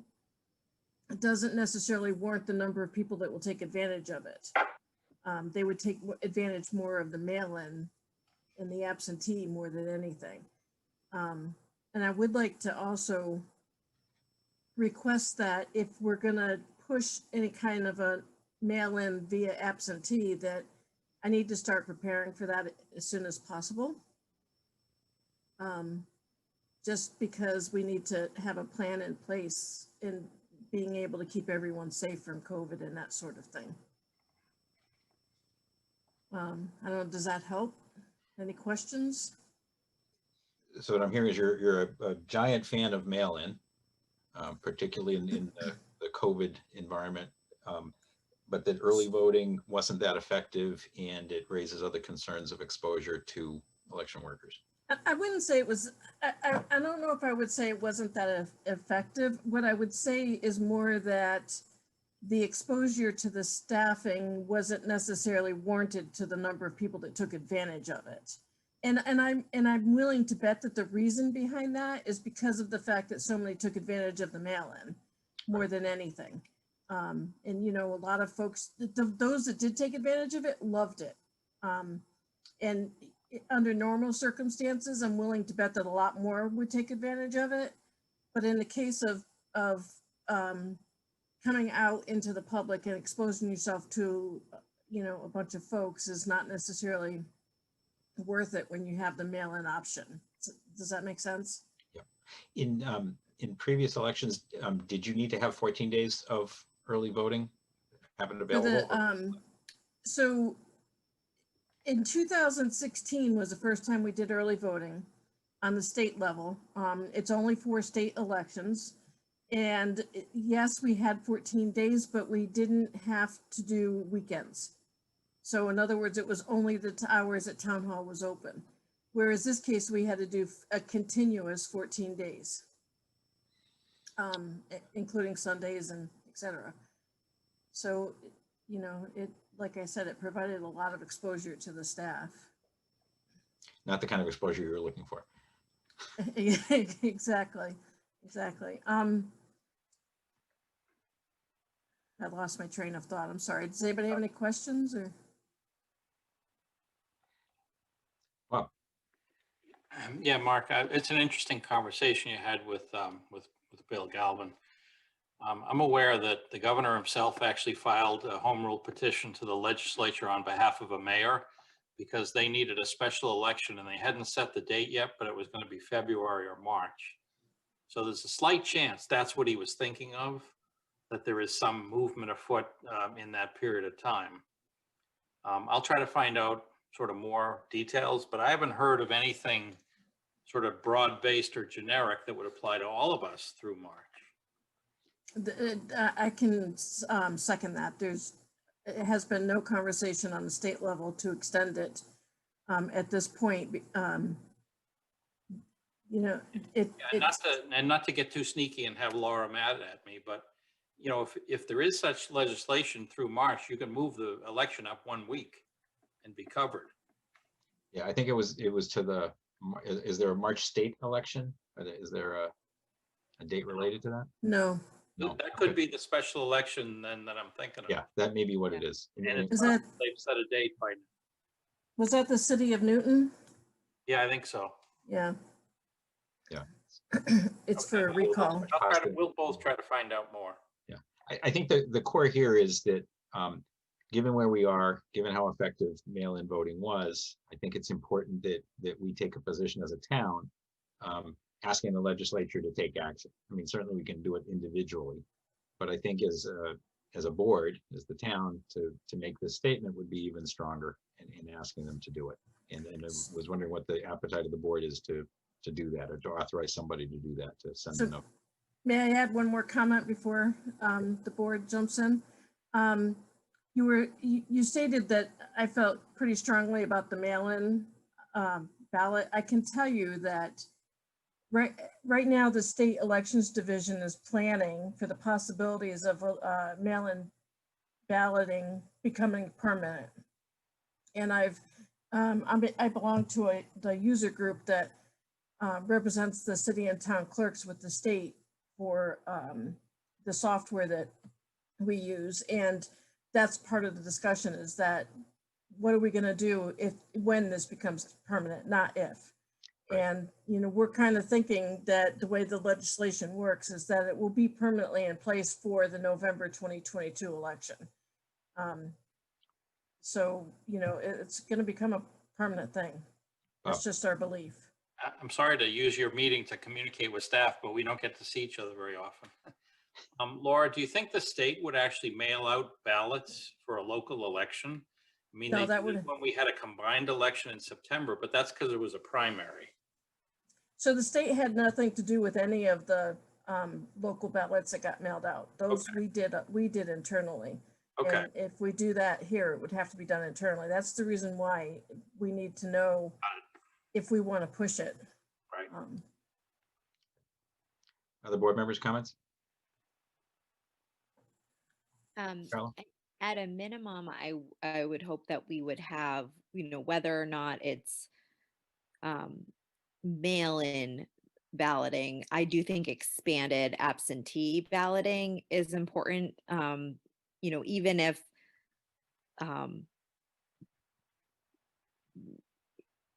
staff weren't to look too closely at somebody's reasoning, I feel like voters should be able to vote with confidence for, you know, with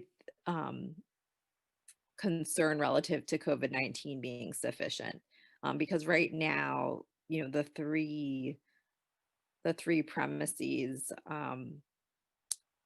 you know, disability, being out of town, or religious belief, just the COVID-19 concern doesn't fall into any of those buckets.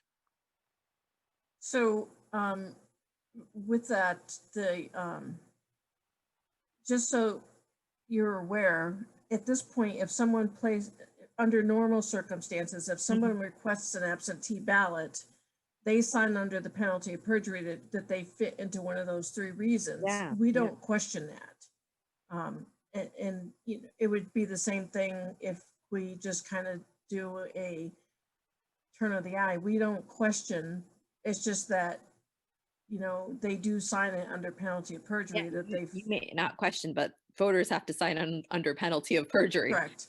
So correct. Be comfortable with that. So Ann, I take it you're in favor of sending a note or something to the legislature? I am in favor of that. I can't be the one to do it, but I'm in favor. Got it. Dr. Carlo, you were next. Sorry. Thank you, Mark. No, I want to give Laura and town staff every tool they Oh, you froze. or Oh, there you go. Laura needs. Yeah, not sorry, but I'm full confidence that, you know, she'll get the job done and done correctly and with town staff. And I think 3,000, personally, I think 3,000, I know it was a 2-week period, but to me, 3,000 early voting as a percentage was pretty good. And the way I look at it, maybe if you condense that, it'd be better, but so 3,000 early votes is a good percentage of our registered voters. But I understand the exposure part, so that's a big concern. And even though April will be late March, early April, it should be nicer out, but it probably won't be. You never know. Vanessa? Yeah, I mean, I think it's the majority of the board is in favor, then I am as well, if that makes sense. Whatever will make it safer and better for staff. Karen? I'm in agreement. I don't think we need to look for extended early voting. I think the mail-in ballots work fine. Sorry, you were soft. I didn't catch the last part. I think the mail-in absentee ballot approach is very much recommended in March of April this year. Okay, so I think we kind of all said we want to do it. Does someone want to volunteer? If not, I'm happy to take it on if no one else wants to jump. Gold. Thank you, Mark. Okay, I got it. Okay, moving right along. We agreed that we would move the discussion on the section 1.4 of the select board policy article 1 on communications to a later meeting, which I think is going to be, today is the 8th, so the 16th, I think is probably going to be the appropriate date for that. Discuss select board staff working relationships. So this is an item I asked to put on. So the initial hope of this was that we could have some informal discussions. We, members of the board, could have some informal discussions with members of staff and to just to talk more. Number one, we're not seeing each other as frequently, even if some of us used to be walking through town hall occasionally. That's not happening. It's really by Zoom. Communication is much more difficult. You know, there's certainly, it felt like there were some strains, and it was communicated to me that there was some strains. So the hope was to have some informal discussions and try to, you know, better understand some of the concerns, see if there are ways that we can figure out to work more collaboratively together. So Ann and I had reached out to public safety, where we're the liaisons, to kind of start that discussion.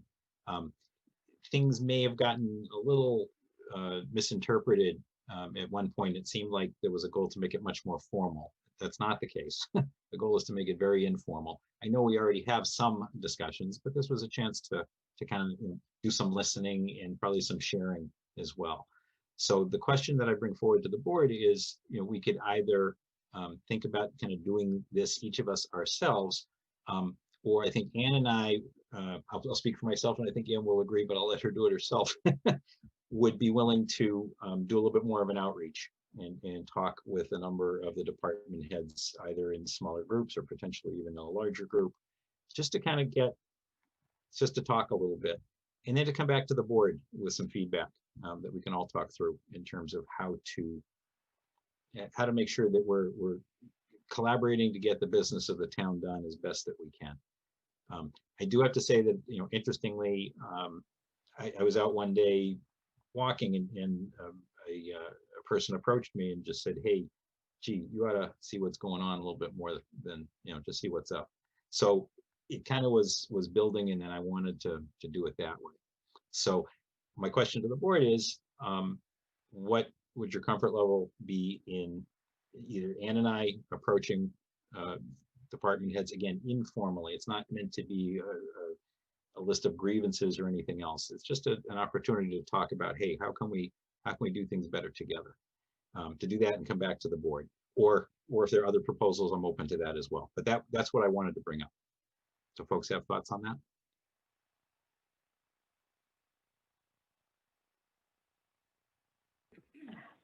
I guess I'm a little confused. By? Sort of where this is originating. So I've heard some comments of us, kind of how we're not talking or necessarily leveraging all the positive power we could have working together.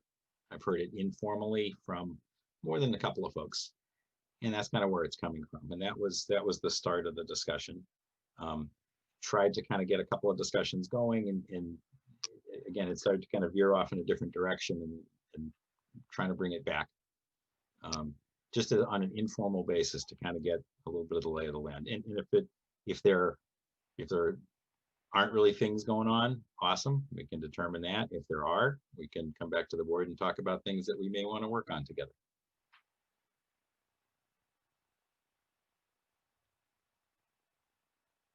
What's your concern? I think I'm sorry. I've had a couple of informal conversations. I think I'm gathering that, and I've heard some of this from residents too, an interest in for our next town manager review, for example, including like a 360 review process where we can hear from department heads and staff alike, input into that process. Heard some questions about how we use liaisons, or how staff and liaisons work together. Let's see, how, issues that come to the board involving town staff are handled. Issues that residents bring to the board involving town staff, how do we handle that? That might go a little bit towards the closing the loop work that I'm doing with Bob on the communications policy. But I think these are probably all things that could be teased out more. I have not talked to all of the department heads, so I'm not quite sure where everyone is coming from, or how everyone feels, and what other concerns folks might have. And I think that there'll be, it's a two-way street in terms of thinking this through. I think that we want to hear where some of the concerns are. I think that fellow board members have shared some questions and concerns also. And so this is more kind of opening channels of communication informally. It did seem like when we started to do a little outreach, there was, well, why don't we do, a formal, some I think there may have been a conversation that I wasn't part of among department heads. Well, maybe there would be like a formal 2x2 Like process for board members, 2 board members and 2 department heads at a time. So that was, I think, an idea that department heads had floated. And then I think they thought, well, why don't we not, start the ball rolling until the select board discusses how they want to proceed with these conversations. And I kind of feel with Mark having sort of less formality to it, I think could be an opportunity to have some, candid and productive conversations. I'm fine with that. Karen? I think this is a great idea. I just, because I have been one saying that the communication is not enough through Zoom and COVID, but so I like Ann's 2x2. You guys, not Ann maybe so much, but Mark, you've been going to command like all these months, and I've said before, I feel like I'm in the dark. I think I've heard that from other members. So can any kind of communication, any kind of informal, let's call it coffee with a cop or whatever, can we please rotate board members? That's all I ask. So, So 2x2 was not my suggestion. It was, I think, coming from one of the department heads, or maybe from a group of department heads. I heard about it from one of the department heads, but I think it may have been a discussion that happened among department heads. Yeah, that sounds great. So I was actually suggesting us not doing it that way and doing it less formally. That being said, I understand that we should have more board members hearing what's happening. And so I don't know if we want to just have Mark and I start, and then we can come back to the board with what we're hearing, and then we could take it from there and have maybe a rotation then thereafter. I kind of feel like this is what's been going on all year. So if you guys want to keep doing that, then nothing's changed. We haven't met with department heads previously before. So most of the department heads go to command. I know you're not going to command all the time. So just to be clear, I'm happy if someone wants to swap out at some point on command. It's funny. I mean, it's just a symptom of this COVID communication problem. That's all. The only opportunity has been command, and it's not an ideal opportunity. But yes, I would like more conversation, and I would like it to be incredibly informal. Somehow we need to reach each other than in this format here, under pressure, having really late nights. Totally in support of anything that would improve that. So I do know, the chair and the vice chair have a unique opportunity to interact with staff that the remaining 3 board members don't, just by the nature of how meetings are planned. So maybe it might make sense if 3 board members who are not the chair and vice chair are perhaps the ones that initiate those conversations and report back. Because to Karen's point, Mark and I think perhaps Anne have attended most of those command meetings for some time. I've attended part of one when Mark was unavailable. And the reason it was part of one was because I was also home with my 1-year-old who was homesick. Fair enough.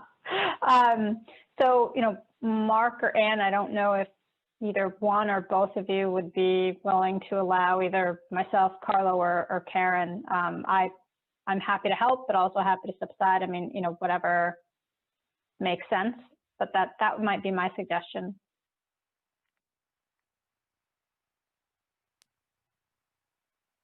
I think so long as it stays informal, I'm very flexible.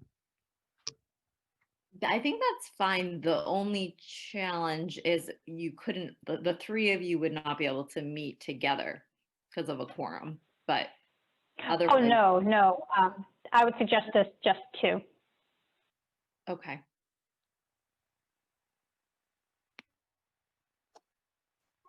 excuse me, would there be a problem with one-on-one conversations, or it has to be two of us? I think it can be anything. It can be, yeah, all of the above or none of the, I mean, you know, what, again, the whole point of informal is just to have a couple people agree to reach out to the staff, to each of the department heads and, you know, maybe a few others. And I do like the idea of the 360. I know that's for down the line, but it's been raised before. Yeah. And then I think the So- focus, oh, I'm sorry, go ahead, Vanessa, I'm sorry. I was just going to say, for the sake of expediency, I'm happy to volunteer to be one of them. Karen, I don't know if, you know, you seemed like you were interested as well.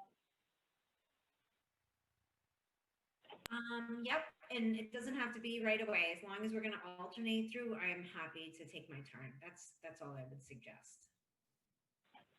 Yeah, I love the idea of rotating. It gives us all an opportunity to connect with the staff.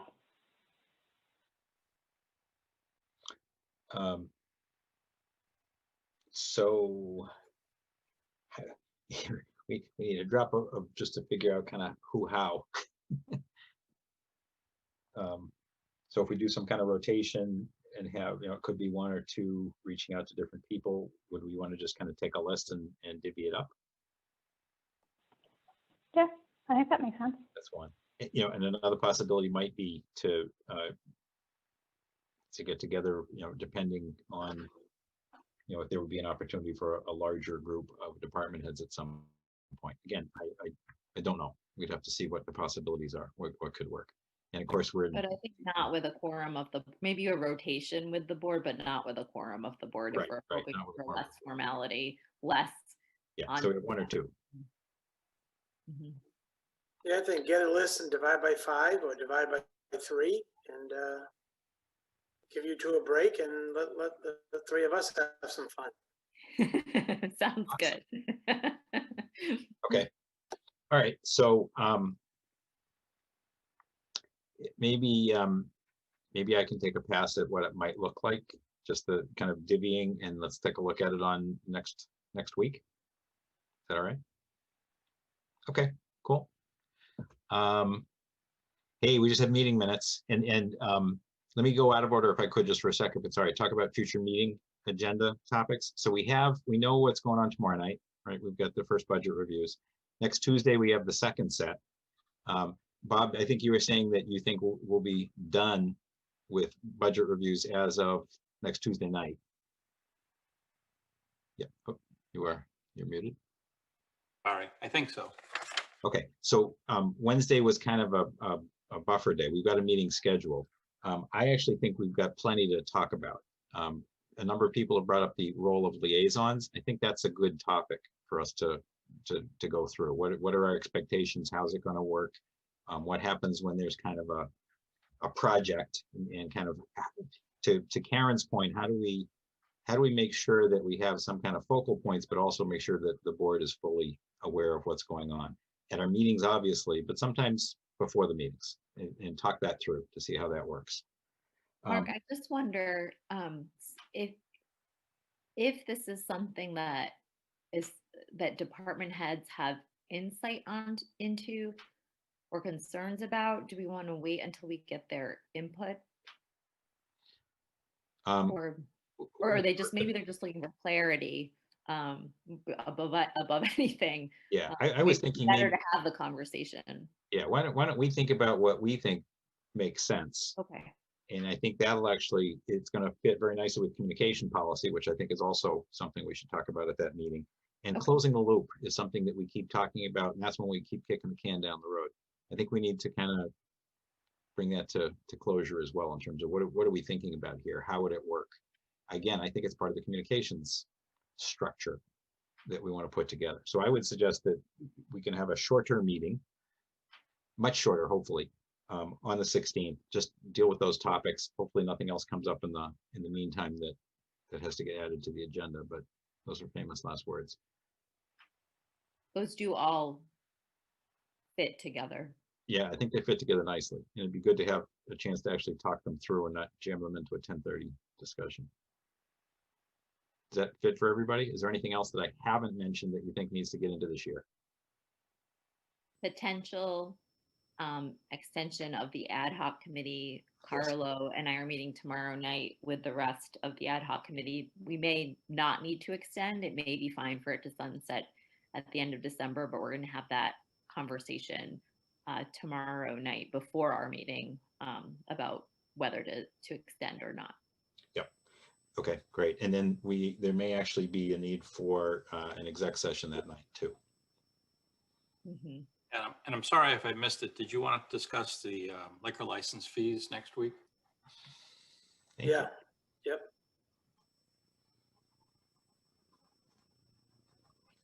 Okay. I think that's a healthy but not 4.5-hour agenda. Famous last words. Let's take a quick look at the minutes. Mark? Sorry. I don't, the whole topic of the communication policy updates, could the board get a preview of what areas and what kind of topics before the next meeting? I hate to be like, because I just have no idea what we're looking at doing with that. So I can make a quick comment and then I would actually put it back to Ann. So there's a revised policy. I mean, before the next meeting, would it be okay if whoever is coming up with changes would preview the rest of the board? Is that okay? Ann, can I ask you that question? I'm a little confused by can I preview, can there be something in the packet for the 16th? Is that what you mean? Beyond what's in the packet for tonight? Yeah, like are you open to suggestions for the communication policy? Are you editing it? I mean, what's going on with the communication policy? I don't understand what this agenda item is. And I'm saying if you have something in mind, would it be possible for the board to get a preview? Yeah, in the packet, or yeah, if you just want to have Bob share with us beforehand. Yes, I haven't met with Bob since the last time, last time the select board discussed this, which was one of the reasons I'd asked Mark if we could defer until the following week. I know Bob had included some language in the packet for tonight. The email that I sent him that's in the packet for tonight, I sent him on June 2nd, so it's a bit old. So I think the outstanding piece that I thought it would be good for Bob and I to talk about before next week is the what kind of structure would be good for closing the loop.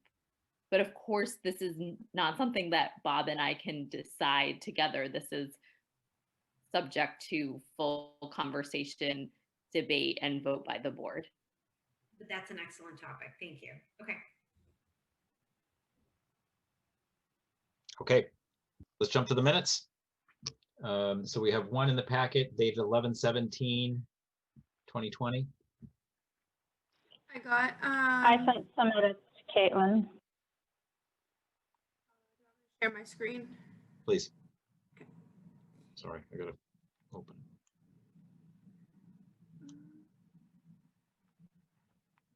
Okay, these are Vanessa's. Can you see that?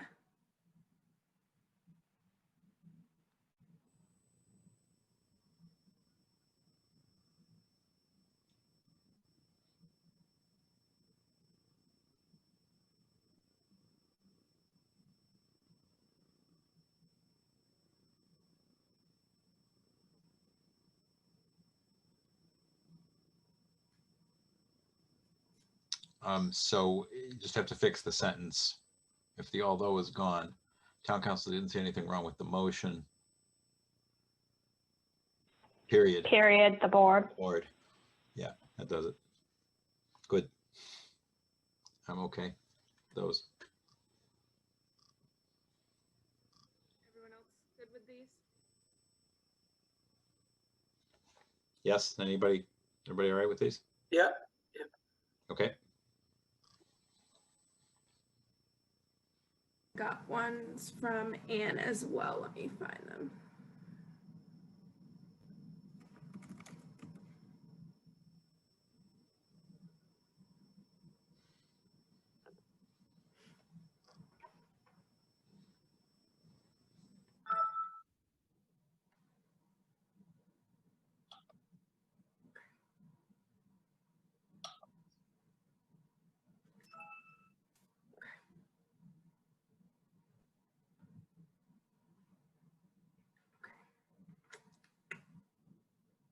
And these are Ann's.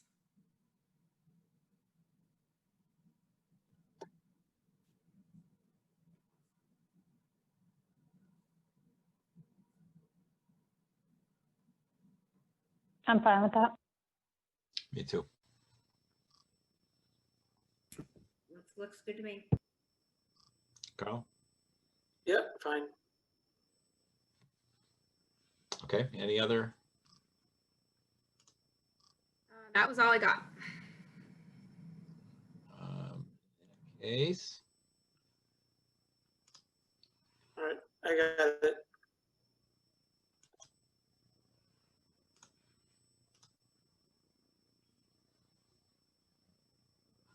There you go. Can you just read that motion? Are you able to see it? No, I can't see about wing it. Please. Motion to approve the minutes of November 17th as amended. Is there a second? Second. Thanks, Vanessa. Any further comments? None appearing. Let's take a vote. Vanessa? Yes. Anne? Yes. Carlo? Yes. Aaron? Yes. Mark? Yes. Any other business before us tonight? Carlo, I'd entertain a motion to adjourn. Motion to adjourn, please. Is there a second? Second. Thank you, Vanessa. Let's take a roll call. Vanessa? Yes. Anne? Yes. Carlo? Yes. Karen? Yes. Mark, yes. Thank you. We are adjourned. Thank you, folks. Good night. See you tomorrow.